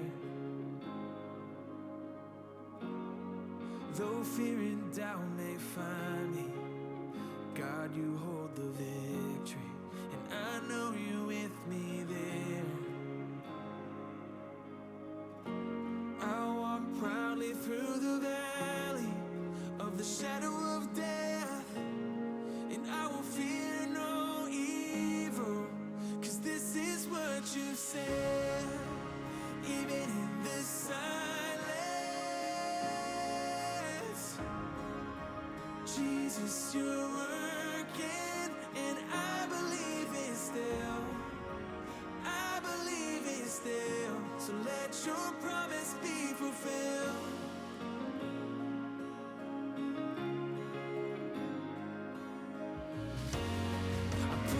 Back in your hands and find my confidence in you and you alone.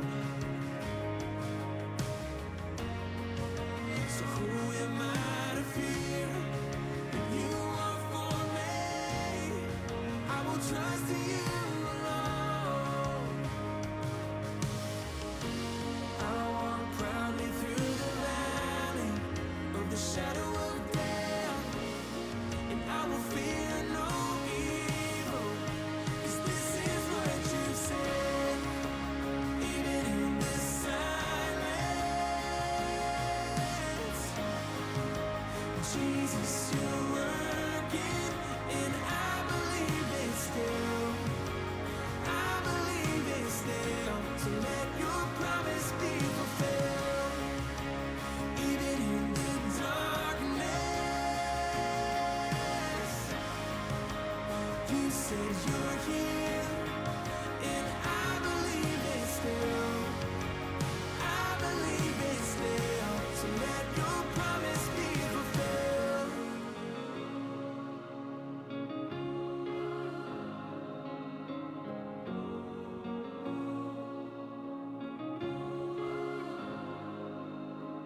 You will never change.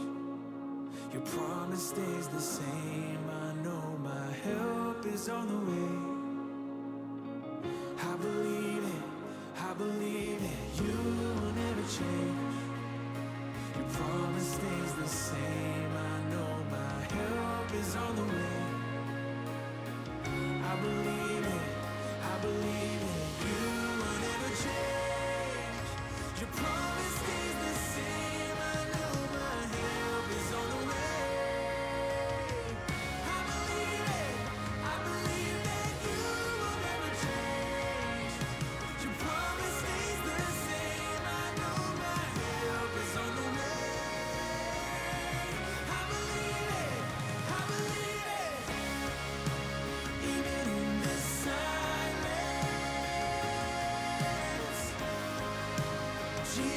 you're working, and I believe it's still.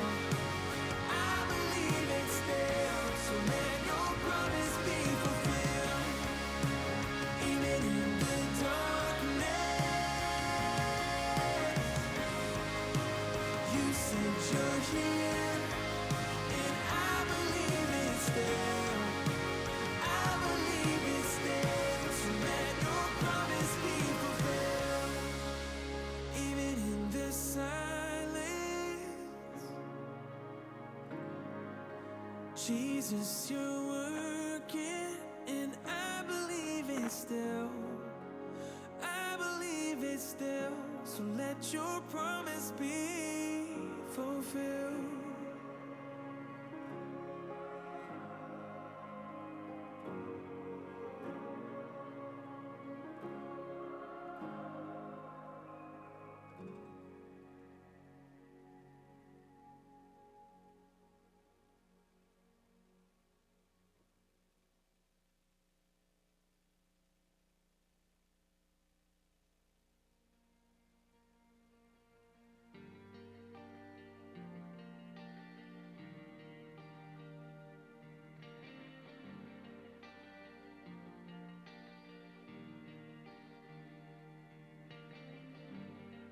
There's a name that levels mountains. It carves out highways through the sea.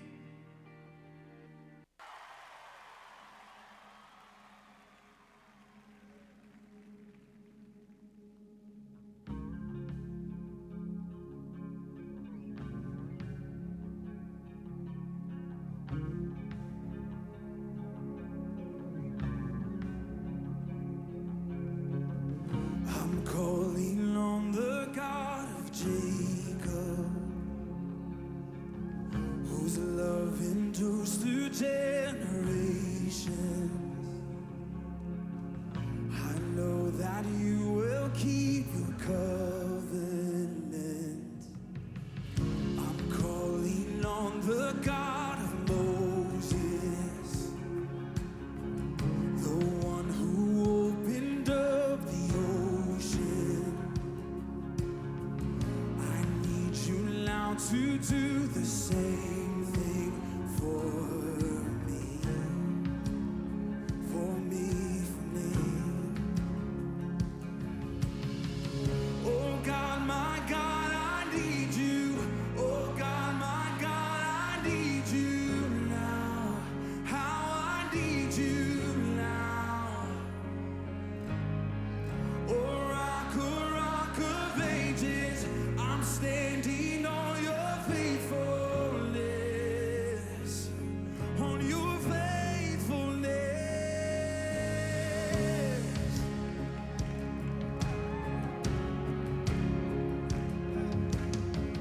I'm calling on the God of Mary, whose favor rests upon the lowly. I know with you all things are possible. I'm calling on the God of David, who made a shepherd boy courageous. I may not face Goliath, but I've got my own giants. Oh God, my God, I need you.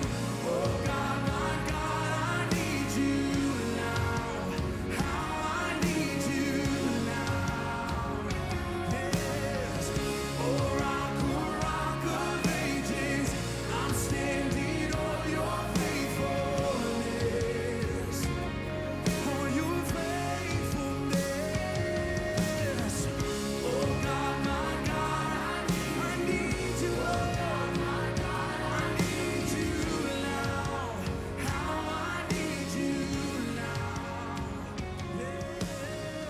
Oh rock of All right, y'all. Let's bring it back in. So, you had a lot of fun after the face experiment. How was the face experiment for you? You know, yeah, was it emotional? Yeah. So how many of you was just like super weird, super uncomfortable? How many of you feel like it's kind of nice? You know, you hadn't sat that long and looked at each other in a long time. How many of you had a hard time keeping a straight face? Okay. Yeah, and I'm not going to ask, but I know there's some of you that were, just kind of having a hard time staying and looking without talking, having, kind of some laughs about it, and then there were some that had some tears that were there too. So it's really, I have couples do that in therapy a lot of times, and it's just the first time sometimes that they've slowed down and actually noticed anything, in a very long time. So it's always good to do that. I need to do that with my wife probably when I get home, maybe. Okay, so we're going to do kind of the last leg of our journey just about conflict, okay? Because when you look at the Sound Relationship House, here's the thing that we know. Managing conflict is kind of the centerpiece of this. So in the research, the thing that we found out is that couples that manage conflict well can survive almost anything, but when you don't, it's something that can kill the relationship. So you ever feel like that in your home? Okay. By the way, stage of life stuff, for those of you that are empty nesters, maybe you can attest to this with me. I've just noticed recently, I mentioned my mother-in-law was moving on our property with us, and we're delighted to have her. But she's been kind of in and out of the house over the last few months, and yesterday was a big move day. It's a permanent thing now. But the thing that I noticed just with her being in and out, it's been 8 years since we've had kids at home. And the first year or two, I was really sad. It just about wiped me out. In college, by the way, when they go off to college, that's fake emptiness. That's not the real thing, okay? When they pull away with a U-Haul with all of the belongings that they really want in that U-Haul, then that's kind of the real deal. And when you know they're never coming back, I mean, there's some sadness that goes along with that. For anybody that pours into their kids and wants to be a good mom and dad, you do have a lot of your time that goes with them in the U-Haul, right? So I was sad about it for a year or two, and then I got over it. I really did. I got over it. And I love it when they come and visit, and I love it when they leave and go back to their own home. And with my mother-in-law being in and out, she's, like I said, she's a delight. We're so thrilled that she's with us. But just the presence of another human being in our home is disruptive. Okay? And it reminded me of just the pressure that when you're in that time of life where you're raising kids, there is a pressure that's a good pressure, but it's still a pressure. And it almost feels like, because you're wanting to get it right. I mean, you're wanting to raise these kids and not kill them, and you're wanting to, help them to become contributing members of society, and you want to be a godly influence on them, and you have pressure, your partner has pressure, and sometimes that pressure just leads to this sometimes. And it almost feels sometimes like every conversation is contested, and it doesn't have to be, but it's because the stakes seem so high. And I don't think I realized how much easier it got for a couple of years until, they came home and visited, and I remember, oh yeah, that's what it was like to have people in my house again, okay? When it's just you and your partner, so for those of you that have kids at home, let me be the voice of your future speaking to you from the other side, okay? What you do now will prepare you for how easy it is later. Okay? If you don't do anything now to improve your relationship and to keep communicating and talking and managing conflict well, you're in for some really rocky waters ahead. Okay? Because I've talked to so many couples that empty nest comes and they don't know who they are. I mean, they don't know who they are individually. They don't know who their partner is. They don't have any identity as a married couple because all of their identity has been wrapped up in being parents, right? And I'm glad you love being parents, all right? But there's more to your marriage than just being a parent, all right? So let's talk a little bit about conflict. Okay, I love these two verses. This kind of sets the stage for us. Proverbs 12:15, the way of a fool is right in his own eyes, but a wise man listens to advice. And then Proverbs 19:20, listen to advice and accept instruction that you may gain the wisdom in the future. Y'all, the key to managing conflict is being willing to accept influence from your partner, okay? I love the old comedian's line, would you rather be right or would you rather be happy? Right? Would you rather be right or would you rather be happy? And being willing to accept influence, because so many times the bad conflict that we get into has got nothing to do with resolving the issue and everything to do with being right. We are so determined to be right. Okay? But what if it's not about being right?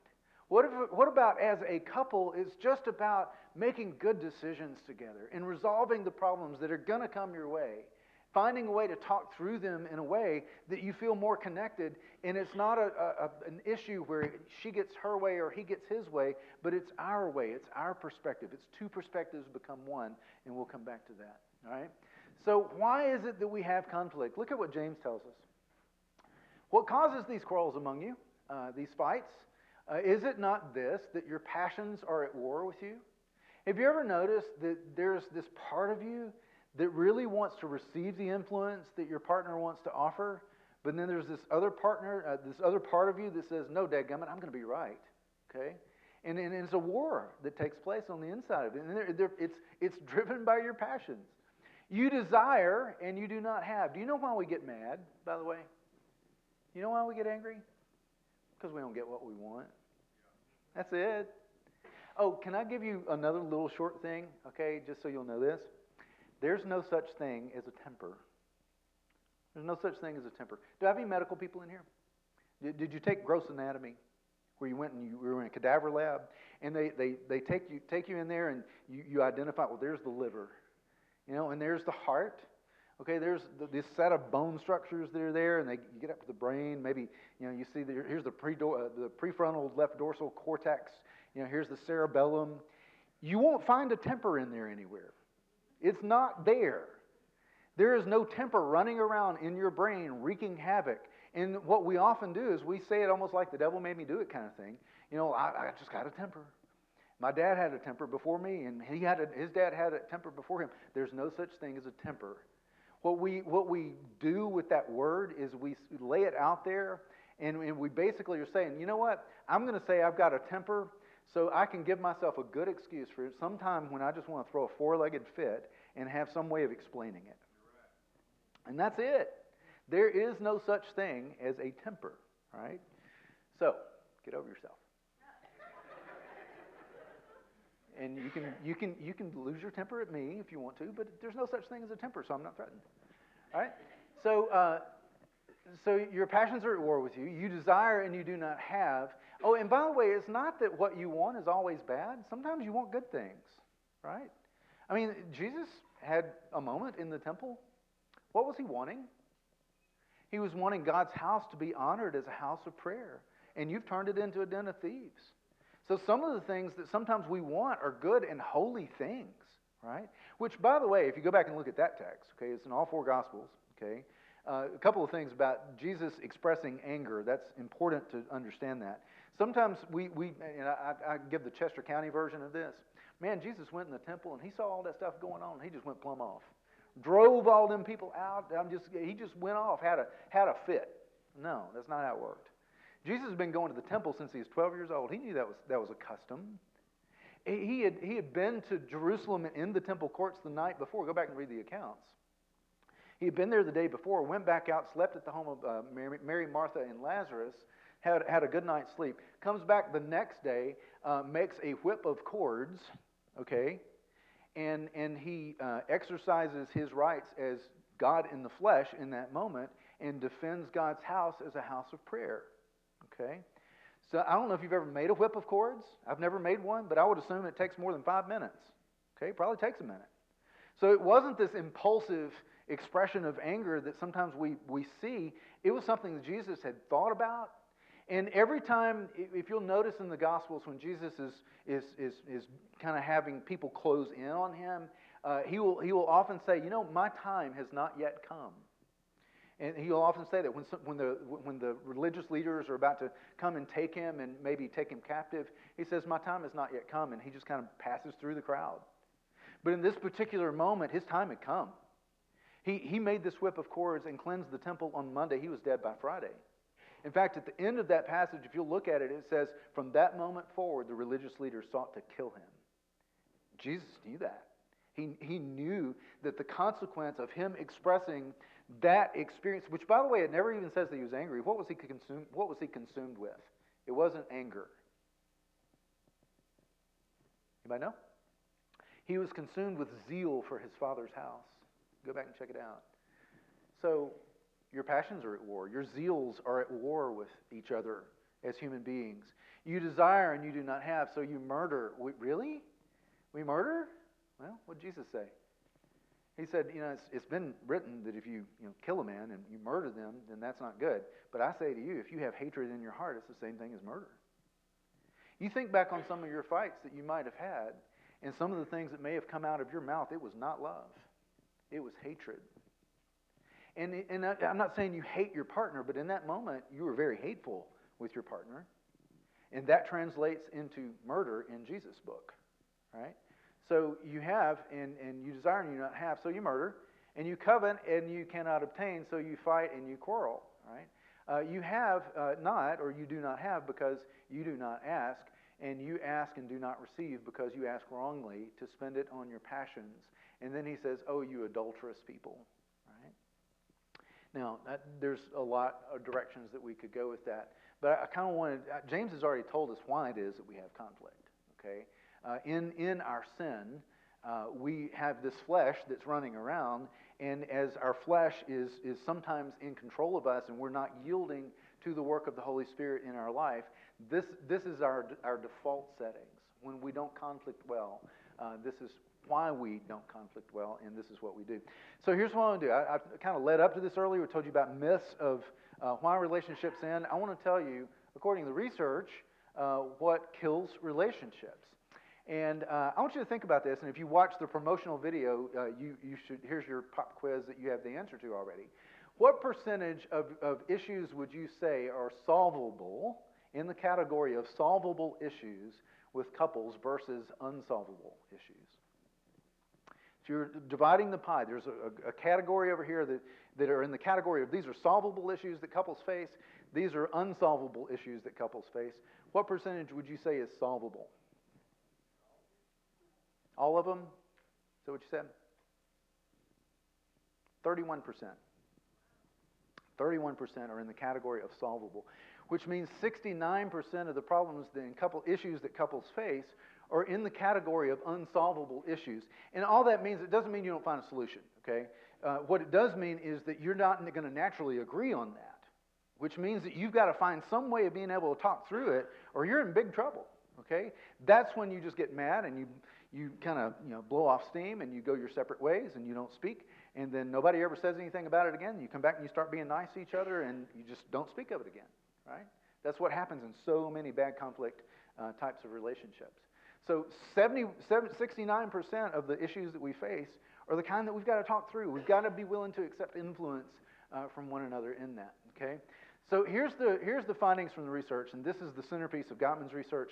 They said there are four behaviors that come up in conflict conversations that will kill your relationship. And the numbers are this, that there's a 91% chance that your relationship will end in 5.8 years if these four behaviors come up in your conflict conversations, okay? And here they are, I think. No. All right, so you want to write these things down. All right. Oh, yeah, and there are worse things than divorce, okay? So when it says that there's over a 91% chance that your relationship will come to an end in 5.8 years if these conflict kind of things, aren't handled well, yes, you could end in divorce. But I can't tell you how many couples I've seen that have just kind of resigned themselves. They've stayed in the marriage, but they've just resigned themselves to this is the way that it's going to be, and it's never going to get any better. I'm just going to live out my life and serve my time, basically. All right? And this is the couple that says that, hey, we've been married 50 years. 2 of the best years of my life. Okay? And then the other 48 were just miserable. We've just been doing our time, serving it out. That's not what God intended. That's not what God wants for us. Okay? Now, let's take a look at these four behaviors. John Gottman, that I've mentioned, he's a little Jewish fellow, and he wears his yarmulke in all his videos, a little skinny Jewish guy. His wife, Julie, is kind of a big-haired, looks like Brian May, the lead guitarist from Queen, big 80s band hair. She does. She kind of looks like him. And this is what he says, these are the four horsemen of the apocalypse. So he borrows this New Testament term to say that when these four behaviors come up in a conflict conversation, the end of the world is near. So this is the word picture that he uses. So let me tell you what they are, okay? These are not in a particular order, okay? But I want you to see them. So criticism is one of those. And with each one of these, I'm going to give you the behavior itself and then the antidote for it. So this is what we interrupt it with. I'll give you in just a minute. But Proverbs 21:9 says this: "It's better to live on the corner of a housetop than in a house shared with a quarrelsome wife." Insert quarrelsome husband in there too. So I think that could be interchangeable. It's not gender specific necessarily. But it is better to live on the outskirts of nowhere than to live with someone that's just dripping like a faucet with complaints, just one after the other, and nothing ever makes them happy. Okay? If that's you, stop. Okay? Don't do that anymore. All right? Criticism is different, though, from a complaint. Okay? The antidote to criticism is gentle startup. We need to talk about the issues that come up in our relationships. Okay? So let me kind of give you an idea of what criticism sounds like. Criticism sounds like attack and blame. Okay? So my wife comes to me, "You're always gone, you're never at home. When are we ever going to have any time together?" Okay? Now, she's wanting something good, but the way that she's coming at me is attack and blame. All I hear is bad husband, bad husband, bad husband. That's all I hear. All right? But gentle startup is completely different from that. She can say that she can address the same issue, okay, and get a very different response out of me. She can say something like, "Hey, I know you've been killing it the last 3 weeks at work, and I really miss you. But I was hoping we could block off some time and spend it together because I want to feel close again." Right? It's hard for me to argue with that because I am the next horseman. I want you to be thinking about what is your default settings with which one is your go-to with these horsemen, because we all do them sometimes. Okay. I am the king of defensiveness, okay? So when she says, "Hey, you're always gone, you're never at home, when are we going to have any time together?" My response, I'm kind of a smart aleck, okay? My response is, "Hey, wait a second, you can't say I'm always gone. Last Monday between 7 and 9, I was here, right? Where were you?" Right? So I get defensive, and I come back at her, and I push back, right? The antidote to defensiveness is taking responsibility, okay? And here's what happens. I mean, you see the Proverbs 18:2 there. "A fool takes no pleasure in understanding, but only in expressing his own opinion." Right? It's foolish because we don't take the time to understand the impact that our behavior may have on somebody, and we can't correct it. We can't apologize properly if we don't really understand the impact of it. And until I can really hear how my wife is experiencing me and really hear, "Hey, I really miss you." Okay, it's not that I'm blaming you for being a bad guy, but I really miss you and I just want some time with you. If I'm busy making my points and telling her my opinions and all my reasons as to why she shouldn't be complaining about all that, we're never going to get anywhere with it, right? So if my response is, "Hey, between 7 and 9, I was here, where were you?" The antidote to that is taking responsibility, and that would just be, "Hey, wow, I've been killing it, but honestly, I probably overcommitted. Probably took on too much in the last 3 weeks. And I hate that. But yes, not only can I block off some time, I can probably cancel some things that I've got coming up because I want to be close too. I want to spend time with you. I miss you too." Right? See how that conversation just goes differently? But if I'm busy just waiting on her to take a breath so I can start explaining myself and tell her all the reasons that she shouldn't be feeling that way, then I'm never going to hear her and she's never going to hear me. Okay? So criticism is a horseman. Antidote is gentle startup. Defensiveness with the antidote of taking responsibility, and this is where it gets hateful. So contempt is hard to describe with words, but sometimes this escalates. Maybe it starts with criticism and then morphs into defensiveness, and then when that happens, the contempt comes out. But the contempt is kind of voice tone, it's facial expressions, it's eye rolling, door slamming, stomping, what I call verbal stomping. When somebody's making their points and they're always talking like this, and it's a verbal stomping. And sometimes it's just, and sometimes it can escalate to name calling and, all kinds of things that you've crossed lines with when it happens, right? But contempt is just saying to that person with the way that you're acting, "I can't stand to even breathe the same air that you're in," okay?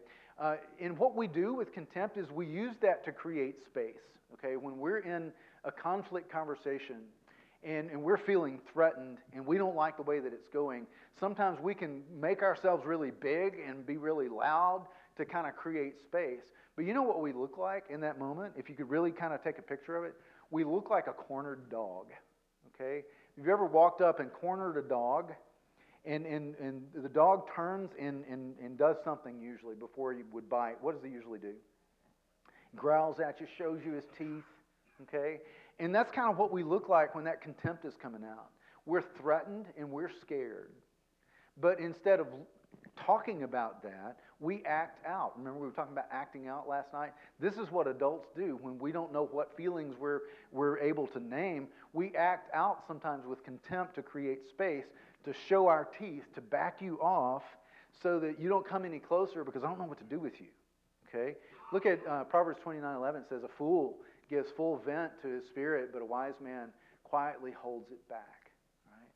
So what am I supposed to do then? Okay? Because honestly, the cornered dog is not angry with you. Really? I mean, you get that, right? The dog's not angry with you. You haven't done anything to the dog yet, right? I mean, probably not, at least. I mean, the dog's not angry with you. The dog's afraid. The dog's got other things. We don't know anything about the dog's past. We don't know what's going on. But these things are coming up that the dog just has the need to protect himself, right? And that's what we often do with contempt. But are we just supposed to stuff it and hold it in, never speak about it? No. We're supposed to find a way to describe the emotion that's going on, okay? So we have a responsibility to our partner to stay away from language that's going to do harm. And somebody blowing up. Fries are done. Okay. So yeah, we have we have this way of. I thought it was this thing. I was afraid it was going to blow up. But we have this responsibility to find a way to communicate to our partner about emotion. Here's something I see in my office all the time, and this is so interesting to see it. Couples come in, they think what they're supposed to do in therapy is just go at each other and talk. So what they do is they wait until one, they're making all their points, and then this one waits till that one's taking a breath, and then this one makes their points, and it's almost like when all they're doing is talking about their points, I just see them getting further and further away. But the very moment that one of them stops and actually names a real emotion and says, but I feel really lonely in this relationship. It's almost like there's this about face, and they turn back toward each other, and that distance seems to diminish a little bit, right? So the horseman, the thing that's going to kill a relationship is the contempt, and then describing emotion is the antidote to that. Stonewalling is the fourth of the horsemen, and that's just shutting it down, okay? And we're going to talk about this a little bit more later. I'm probably not going to have time to talk a lot about it. I had a good friend of mine that says this. He says, every couple's relationship, in the relationship, one person's the gas pedal, the other person's the brakes, right? You can think about what you are. It's probably already clear to you. Who's the gas pedal and who's the brakes, right? And what that often translates into in a conflict conversation is that when it gets tough in the conflict conversation, there's going to be one of you that shuts down before the other one does, right? And sometimes it's giving up, but more times than not, it's trying to do what you can do to preserve the relationship. And your favorite verse, your favorite verse is going to be, really the verse of the one doing all the talking is going to be that, don't let the sun go down on your wrath. The anger gives a mighty foothold to the devil. So you got one person, the accelerator in the relationships, that's always pursuing in that conflict conversation. No, we're going to talk about this now. We're going to talk about this now. We're not going to bed. We're not going to do anything else until we get this resolved, okay? We've got to do it now. The other one's like, whoa. I had a couple one time. He was a college basketball coach. He was 6'7", probably weighed 300 pounds. She couldn't have been 5 feet tall, okay? But, I mean, she could cuss him for 30 minutes and not use the same word twice. I mean, she could go after him and, chew him up and spit him out. And he would go, oh, now 20-second timeout, 20-second timeout.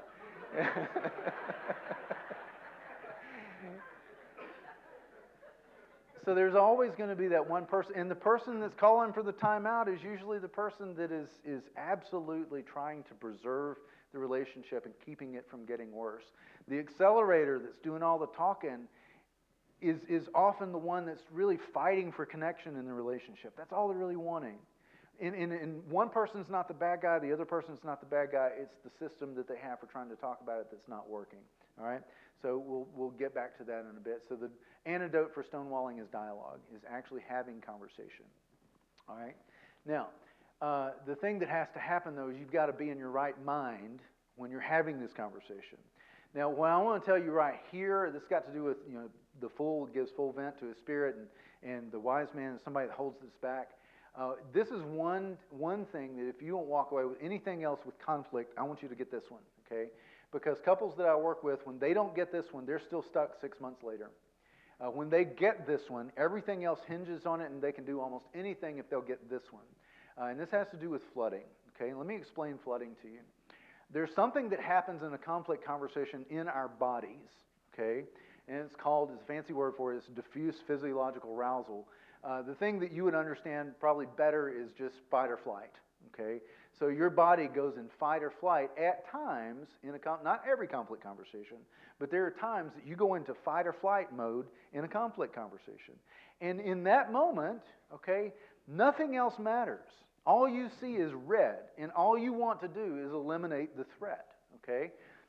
It's kind of this activation of your rattlesnake moment, okay? In my office, I have a ceiling vent. I'm talking to a couple, and the ceiling vent's right above me, and I say to them, here's the way that this would work. If we're sitting here talking about your marriage, and all of a sudden, out of that ceiling vent, drops down this really big fat old rattlesnake, and he coils up in a strike position, we ain't talking about your marriage anymore, okay? Now, you may be a fan of rattlesnakes. I'm not a fan of rattlesnakes, okay? Our brain in that moment goes offline for all the right reasons. God has made us to where we recognize a threat, and we do what we've got to do to eliminate that threat. And whether that's 3 body prints going through the wall, or it's me picking up something in this office to do business with the snake, we're not talking about your marriage. I'm not sitting here analyzing that snake and saying, no, is that an eastern diamondback rattler, or is that, or is it a chicken? It doesn't matter. It's a snake, right? And we're done. We're not talking about anything else. But here's what our brain does. In conflict conversations, we go 0 to 60, and when we go 0 to 60 in our emotions and in our bodies, our heart rate picks up, our breathing picks up, we start to sweat. It's like there's a rattlesnake present in the room. And until I can soothe my body, I'm not going to be able to have a productive conversation with you, okay? Here's how I saw this work once. This was fascinating. I had a couple in my office. She was a bartender, probably early 30s. He's about the same age. He was a sheriff's deputy. And then sometimes what I'll do in my office is I'll say we're going to have a conflict conversation, and I'll put pulse oximeters on their fingers and check their heart rates, okay? And when I pulled those out, she's like, oh, man, this is going to be crazy. She said, I'm going to be all over the place. So fight or flight stage, being in flood stage, is 17 to 20 beats a minute above normal, okay? And when you're there, you need to stop talking because you're not thinking well, okay? You're just not thinking. She said, I'm probably going to be all over the place. Well, she put hers on, and it was like 72, something like that. That was her resting heart rate. And during the conflict conversation, she might have gotten up to about 80, 81, somewhere around in there. She was fine.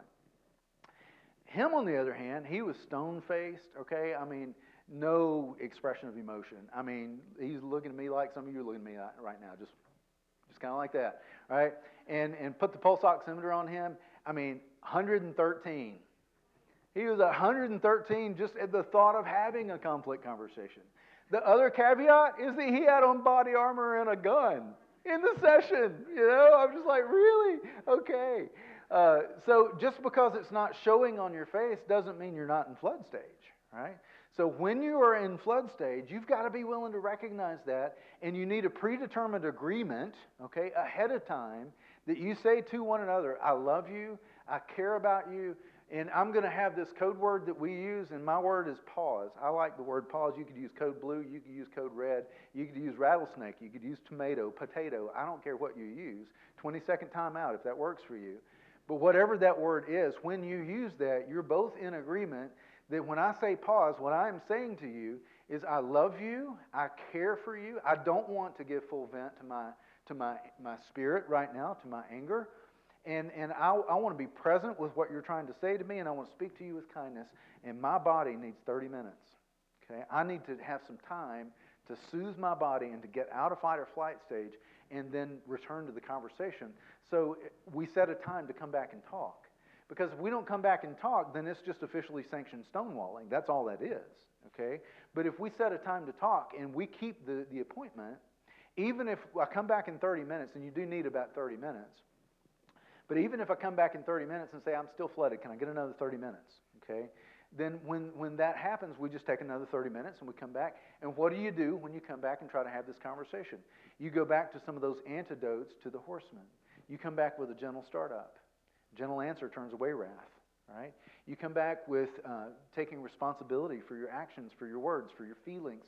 You describe emotions to your partner, and you attempt to try to get an understanding of one another. Okay? and you need that break for at least 30 minutes, and you come back to be intentional about having a safe conversation. Now, let me give you an example of how this works poorly and how this works well.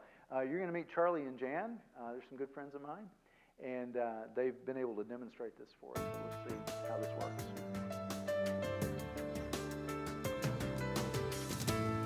I'm getting so sick of coming downstairs and seeing dishes sitting next to the sink or in the sink instead of the dishwasher. Well, I'm getting sick of the dishwasher not being unloaded where I can put the dishes in there. Okay, so can we just stop real quick and say, this is not hard. Like, I mean, we're both working You know from what? home. It is hard too. It's hard to work for 12 hours a day, get a 15-minute break, come down, try to get something to eat, and then do every single expectation you have in the kitchen to make sure things are perfect. No, you just take me for granted like that's my job. Like, I'm just going to clean up after you, and I'm working too. I mean, you're not the only one that works. I put them in the sink right there, ready to go. I don't have 15 minutes to unload the dishwasher as well. Okay, it does not take 15 minutes to unload the dishwasher. You're being, like, totally exaggerating at this point. If you put stuff up and do it the right way, if The you want to right get paper way. plates. The right way is if you know what the right way is. Hey, I'll just use paper plates. No, I mean, can we just talk about this? I mean, I just want you to put it in the dishwasher. Is this so hard? When the dishwasher's empty, I'll put them in there. Great.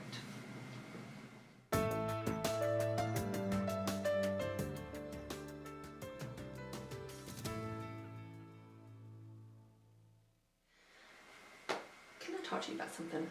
Sure. Okay. This is, anyway, I'm just going to say, when I come in and I see dishes sitting by the sink or in the sink instead of the dishwasher, I feel devalued. Why is that? I just feel like you expect me to clean up after you, and that's not the way it used to be. Well, that's not my goal. And sit there and I looked, the dishwasher is full, I put dishes in the sink and just kind of go, I'll figure I'll get back to it, and I guess I just forget. Yeah, like if it happened 1 or 2 times, I'd say yes, but I really do feel like you're taking me for granted in that, and that I'm just going to do that for you, because that's my role or something.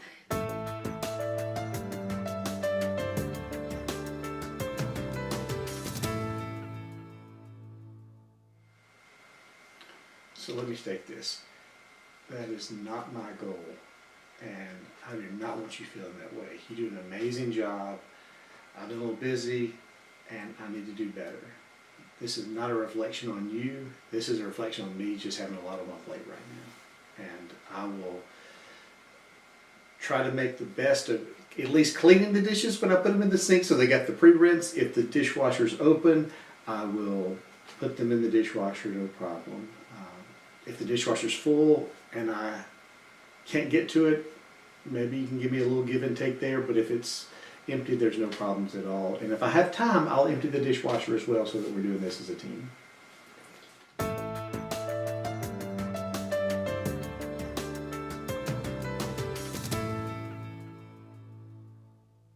So if I hear you, what you're saying, the fact that I'm not putting the dishes in the dishwasher really does make you not feel like a team member and not valued as part of our family. Yes, I feel like at one point we were this wonderful team, and now, like, your job is more important, and I'm in the lesser role where I'm to sort of cater to you. Okay. And maybe I'm not as important, or what I do is not as important as what you do. I never thought about it that way. I can see how you would feel that way. It is not my intention. As a matter of fact, some of the most fun times we have is when we've had a big dinner and you're over there washing pots and I'm drying them and things, and probably just getting in the middle of life, and I get busy and not really thinking about it. But my intention was not just to make you feel bad, and I'm sorry that happened, and I will certainly look to do better and try to make you be considered this as well as anything else that's there.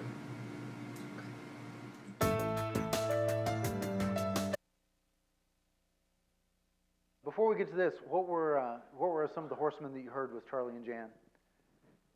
What were some of the horsemen that you heard with Charlie and Jan? Yeah, criticism. What else? A little bit of contempt, especially when he pushed back and she's like, I don't think so. Yeah, there's a little bit of that coming. Yeah. And then certainly some defensiveness. Okay, so there was some of that, and there was that one point where I don't know if you caught it, where he was kind of stonewalling too. Well, we'll just use paper plates. He's trying to end that conversation. All right, so the thing I want you to see is that this was, obviously it was scripted, it was contrived, okay? But the thing I wanted you to see in that is that this was slowing a conversation down, okay, that normally could really spin out and be destructive. And it seems like, man, I don't know if I've got time for that. Yeah, well, I don't know if you've got time not to.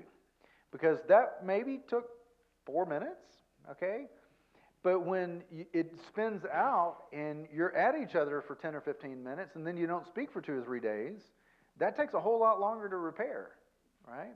Than it would be if you just kind of slowed it down to begin with. So, hopefully you wrote the 4 horsemen down. The horsemen were criticism, defensiveness, contempt, and stonewalling. Excuse me. So of the 4 horsemen, which is your go-to when not conflicting well? Okay. Can you make a commitment to yourself and to your partner to work on using the antidote? Soft startup, take responsibility, describe emotion, dialogue, and then what will be your code word when you get flooded? All right. We're coming down to time, so let's take about 3 minutes, see if you can cover that.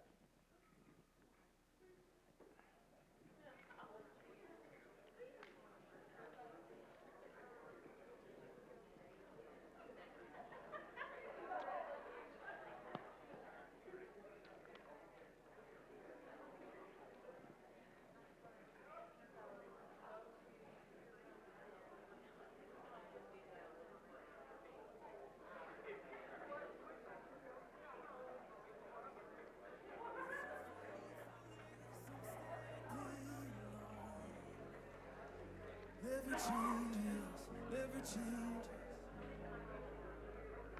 You heard your children then, you hear your children now. You are the same God. You are the same God. You answered prayers back then, and you will answer now. You are the same God. You are the same God. You were providing then, you are providing now.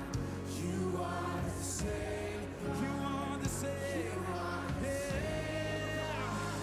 You moved in power then, God moved in power now. You are the same God. You are the same God. You are a healer then. You are a healer now. You are the same God.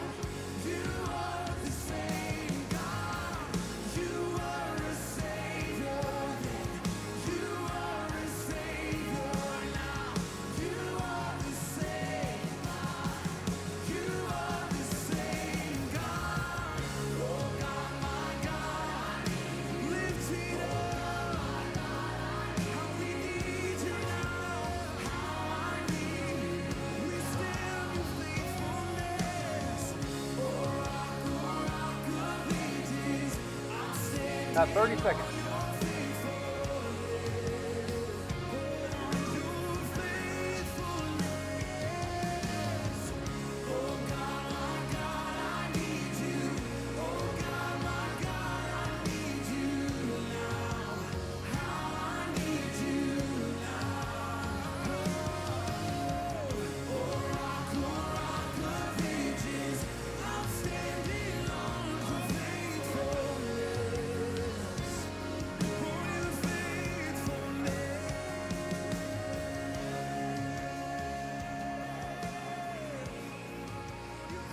All right.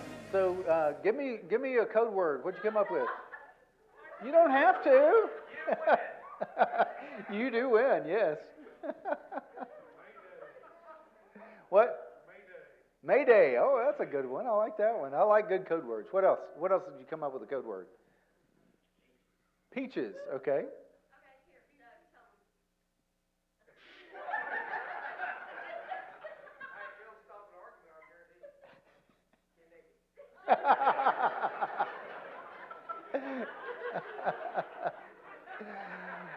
Yeah.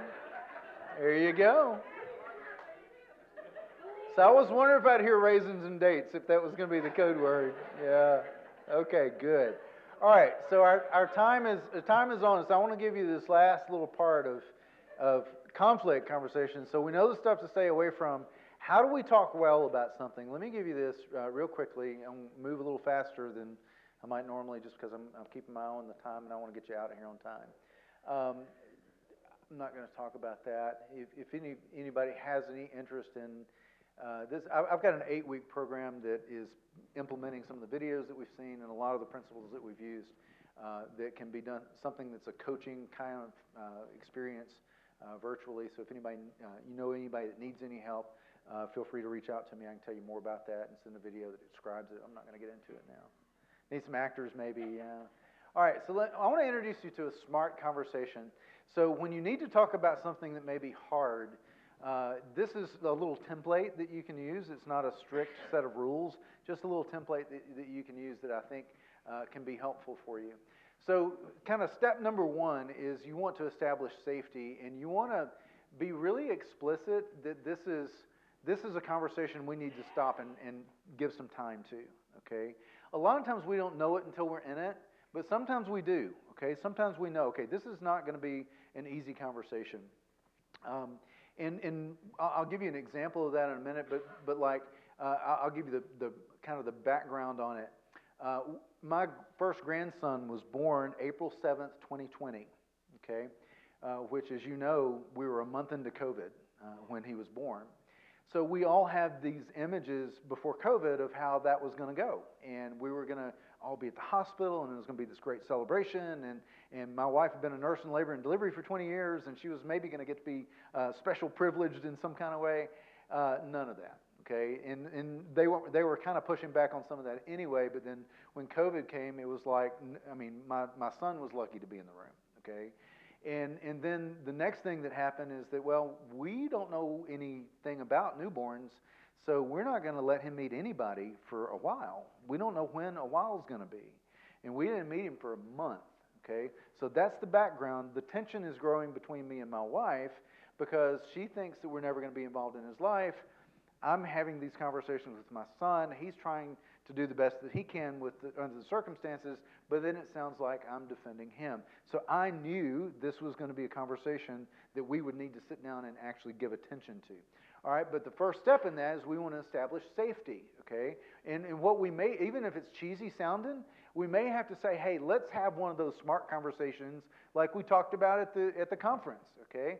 So safety seems to be something that we need to break down a little bit. Here's what an unsafe conversation sounds like, feels like, experiences. If you want to jot these down, you can.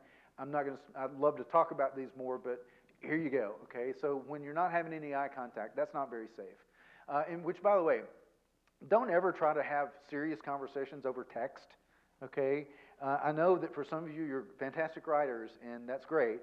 But when it's a real conversation that needs to happen, it needs to be in person, not on the phone, not on Zoom. It needs to be in person, if at all possible, with the person that you love, okay? But a text fight is not a way to fight, okay? You can't really understand. You can't attend to each other. So it needs to be in person. You need to look at each other in the eyes, maybe like you did in the 60 seconds we had. Okay, an unsafe conversation is interrupting and talking over one another, okay? It's waiting until your partner takes that breath and you're like, whoop, but then you light in and you get all that you can in your breath, okay? An unsafe conversation is hijacking the issues. You know, have you ever had one of those conversations, hey, I need to talk to you about this, and it's about this and this, and then before you know it, you're off to the races, and it's brought everything and the kitchen sink, okay? It's not one issue at a time. So in a safe conversation, you stay on topic. You stay with the issue that you're talking about, okay? Sometimes in an unsafe conversation, there's this lack of appreciation. And that's where that absence of a gentle startup starts off. If you can't do anything else to have a gentle startup, express appreciation. Find something that you're able to say to your partner that you're grateful for. I'm really grateful for the way that you handle the kids. And there's a tenderness that I see when you're with them, and I really need some of that too. So, I mean, it's that simple, all right? Another part of the unsafe conversation is being on a mission to fix it, okay? I'm going to show you a quick video on this a little bit later, but this is something that we all do at some time, and it's we think we're being helpful. So our partner says, "Hey, I've got this I want to talk about with this and this and this, and this is just kind of the way I feel." And it's kind of like we're loading our gun. Every time she says this, I kind of load it. As soon as she takes a breath, I'm just like, well, if you do this, and you do this, and you do this, you do this, problem solved. And we think like, this is awesome. I've been helpful, right? And she's like, you hadn't heard a thing I said, yeah? And we're really confused in that moment because we're trying to be helpful. We think she wouldn't be talking to us about this if she didn't want the problem to go away. And then she says something like, well, really, I just need you to hear me. And we're like, well, that's not going to do anybody any good, right? But that is the need, right? There's this mission that we have to fix it. And what it leaves her thinking and feeling, and it could be the other way around, it's not always her. What it leaves her thinking and feeling is if you would just shut up and do what I tell you to do, we wouldn't have to have this heavy conversation, right? And that's not what we're going for, but sometimes that's the way our partner may hear that and interpret that. So as noble as trying to fix it is, sometimes it can be destructive. And then it kind of turns into a sparring match. It's unsafe when you're in this find the bad guy kind of vortex, or even when you're in this freeze and flee. So fine, we're just not going to talk about it anymore, and you go to your separate corners and never speak of it again. And then you kind of have the accelerator and the brakes, the pursuer, withdrawer kind of thing. We could talk another hour just on that. But all of those are just some signs. It's not an exhaustive list, but those are some signs that this conversation is not going well. Okay, this is not a safe conversation. A safe conversation sounds like, feels like empathy and acceptance and compassion being shared with one another. It has to do with listening attentively. Okay, I mean really tuning in, having your moment at the Mexican restaurant where all you see is her and the wall, right? And all you're able to do is focus on what your partner is saying and listen to what's going on in their heart as well. And then if there's this opportunity to just kind of slow everything down and take turns. And maybe even before you take turns, you reflect to your partner what you just heard. Okay, and I know that sounds like a counselor thing to do, okay, but to be able to say, hey, this is kind of what I heard you just say, you know, and let me make sure I'm understanding you right before I respond, because I don't want to respond to something I don't even understand. And is there anything else you want me to know about that? Okay, I do this with couples all the time, and it's like, okay, your turn. You talk, share your perspective. You listen, give that back to her, right? And if there's one thing that I always say is just stay with what she said. Just say that back to her. And the thing I've been amazed by is when people will do that, their partner at some point just goes, oh, wow, yeah, you got it. That makes me feel so good when I hear you listen to me in that kind of way, right? So reflecting perspective, slowing it down, okay? It being something that resonates, okay? Have you ever said something to somebody and they say, oh, yeah, I understand, but you knew they had no clue, okay? I mean, they had no clue. All right, and sometimes in a good conflict conversation, in one that's safe, it's almost like you start humming. Some of you are musical people. You start humming the same note, okay? And maybe the pitch is here, and at the beginning of the conflict conversation, your partner's here. But at some point, when you really listen to each other, it's almost like it vibrates when you hit the same note, okay? And you know when you're there. You know when you're hitting the same note. You also know when you're not hitting the same note. Right? And in a good, safe listening conversation, you find a way to speak and listen to one another where you're humming the same note in a sense. Okay? And then you're able to express emotion. Okay? So that's all a part of establishing safety. I'm not going to spend as long on the other ones because I want to get that one down. But in a smart conversation, you move into vulnerability. Okay, vulnerability is kind of the risk that risk is the price that we pay for intimacy. Okay, we take a risk. Remember, we were talking about that with asking the girl out in limerence, and we were talking about that last night. But for us to move into vulnerability, and in this conversation with my wife, at some point I said, hey, can we just kind of do like I ask my couples to do? I want to do something for you, and I hope you'll be willing to do it for me too. But I want to ask you to just tell me everything that you're thinking and feeling about this situation with our grandbaby being born and us not getting to meet him for a month.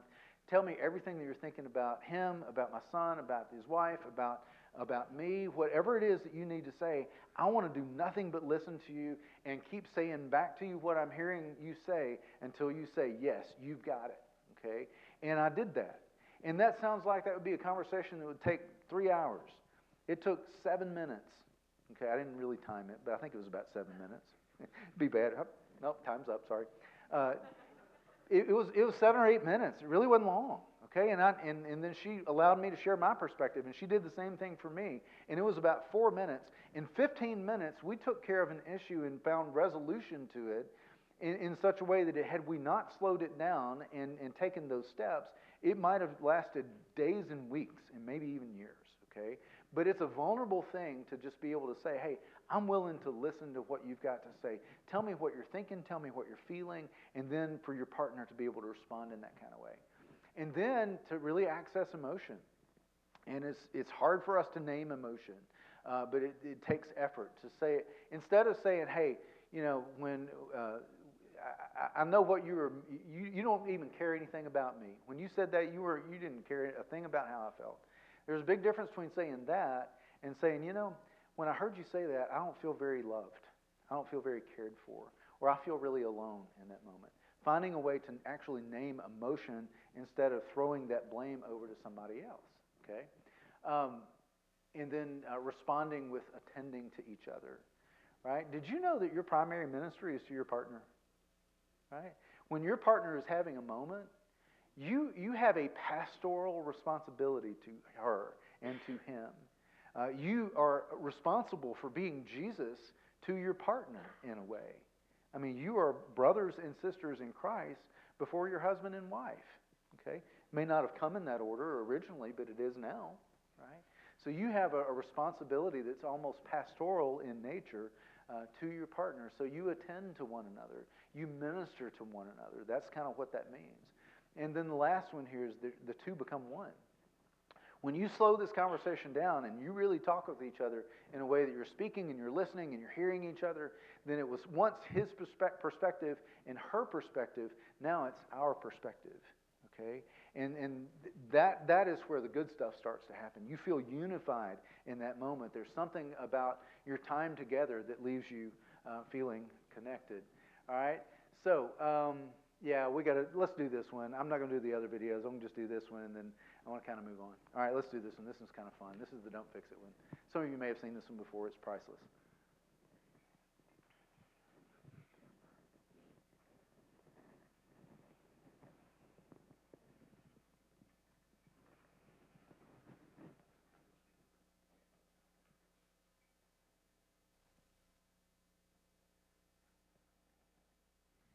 It's just, there's all this pressure, you know? And sometimes it feels like it's right up on me, and I can just feel it, like literally feel it in my head, and it's relentless, and I don't know if it's gonna stop. I mean, that's the thing that scares me the most, is that I don't know if it's ever gonna stop. Yeah. Well, you do have a nail in your head. It is not about the nail. Are you sure? Because, I mean, I'll bet if we got that out of there... Stop trying to fix it. No, I'm not trying to fix it. I'm just pointing out that maybe the nail is causing... You always do this. You always try to fix things when what I really need is for you to just listen. Yeah, well, see, I don't think that is what you need. I think what you need is to get the nail See, you're out. not even listening now. Okay, fine. I will listen. Fine. It's just... Sometimes it's like there's this achy... I don't know what it is. And I'm not sleeping very well at all. And all my sweaters are snagged. I mean, all of them. Yeah, that sounds really hard. It is. Thank you. Ow! Oh, come on. Ow. If you would just... Don't... Try to see things my way. Do I have to keep on talking to... I still crack up. I've seen that hundreds and hundreds of times, and every time I see that, my favorite line is, "And all my sweaters are snagged, all of them." Okay, let's see. We're back to. Oh boy. Okay. Yeah. All right. So yeah. Let's all right. Real quick. Let's watch. Wrap up as soon as this is done. Let's watch Charlie and Jan do a smart conversation. So that smart model that I just gave you, they're going to model this, and you're going to see this. This is a little shorter. So let's see if we can get this going. It's just you and your That's people. not it. There we go. Okay. Nope. Not mine.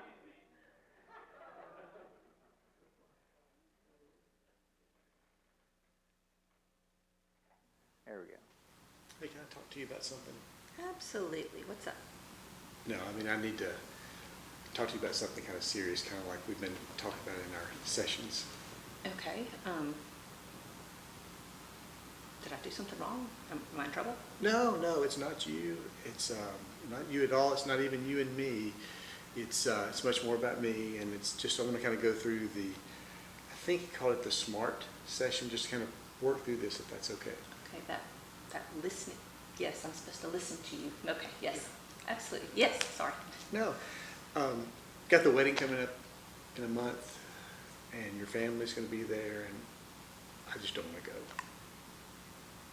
Okay, so are you afraid of my family now or something? Let me tell you something.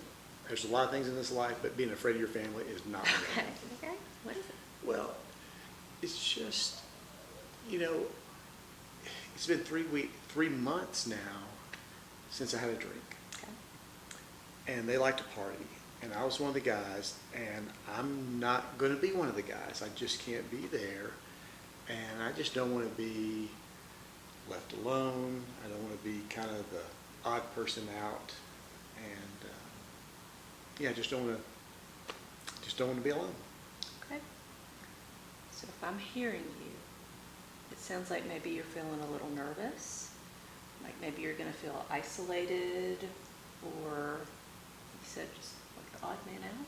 Does that sound right? No, it does. And it's, you know them, and you're either in or you're out. And so I just don't want to figure out, I just think the best way may not to be there. So first of all, thank you. Thank you for letting me know, because I can guarantee you if we went to that wedding and I could feel you withdraw, or if you just start shutting down, I'm going to think it's something with me and that you're upset with me or I've done something wrong. So thank you. And now that we've talked about it, maybe we can come up with a plan to figure out what our plan is, how we're going to react or respond. Yeah. Sound good? And it's definitely not you, but thank you for listening. All right, y'all. Want to kind of wrap this up. What we've been talking about is we've been talking about learning love languages that would lead to this oneness and connection.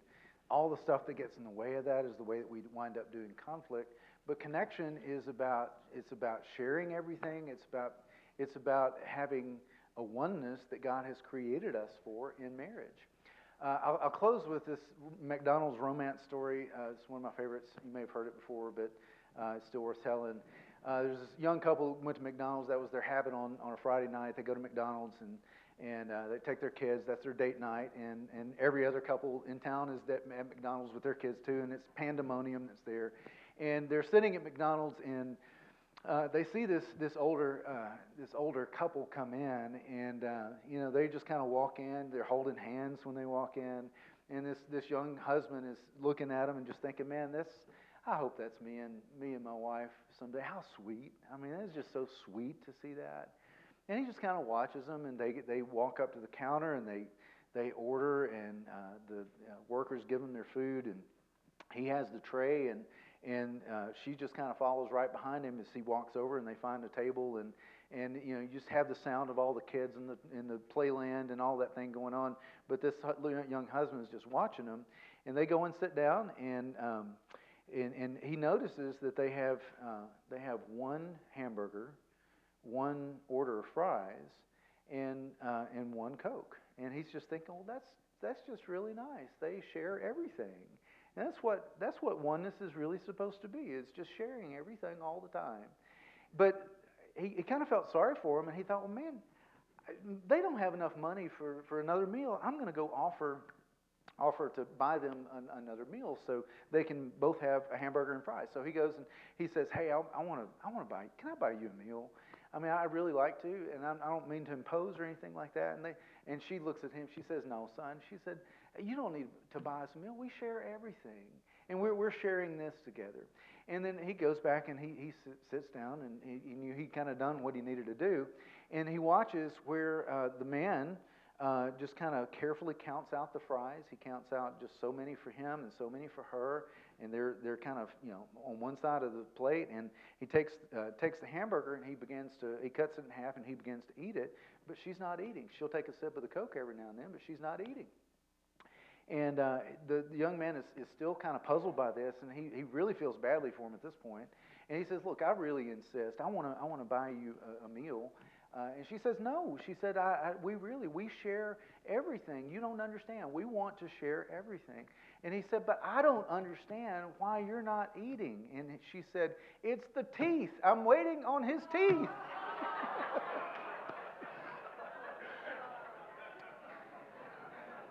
So I hope that's you. I hope that's you as you get older, one way or the other. Y'all, some next steps, and we're going to close this out. I'm not going to talk about all these. Man, practice some of these tools that we've been talking about. I hope you took some notes. I hope you'll review some of those notes. Dig into the community that you have with other believers who are wanting some of the same things. We've got a lot of people with a lot of different wacky ideas about marriage running around, okay? And I'm so glad that you're in a church that has a vision for teaching what the Bible has to say about relationships and about marriages. So dig into this community, and if you're in another church, dig into the community where you are, and lock arms with other brothers and sisters that will encourage you toward a godly marriage. And if you need to get help, get help. You guys have a referral network of people you probably refer to here for couples therapy, for marriage counseling. Then don't be too proud to go and get help. It's a scary thing until you've done it, and then once you are with the right person, you wish you'd done it a long time ago. Read books, listen to podcasts, go to conferences like this. Keep doing those things. I would encourage you to find something every year like this to go and be intending to in person. But there's so many resources that are out there. If you want to friend me on Facebook and join our Rediscover Us Facebook page, it is a Facebook page that's just there to encourage couples. That's all it's there for. And you can chime in and post stuff if you want to, or I'll post a video every now and then that's just a short teaching video that's encouraging. You're welcome to join that or not, and that's okay. So thank you for being here, for giving up this beautiful spring couple of evenings and dedicating yourself to enriching your marriage relationship. Pastor, you got anything you want to add? I do. All right, come on. Y'all give him a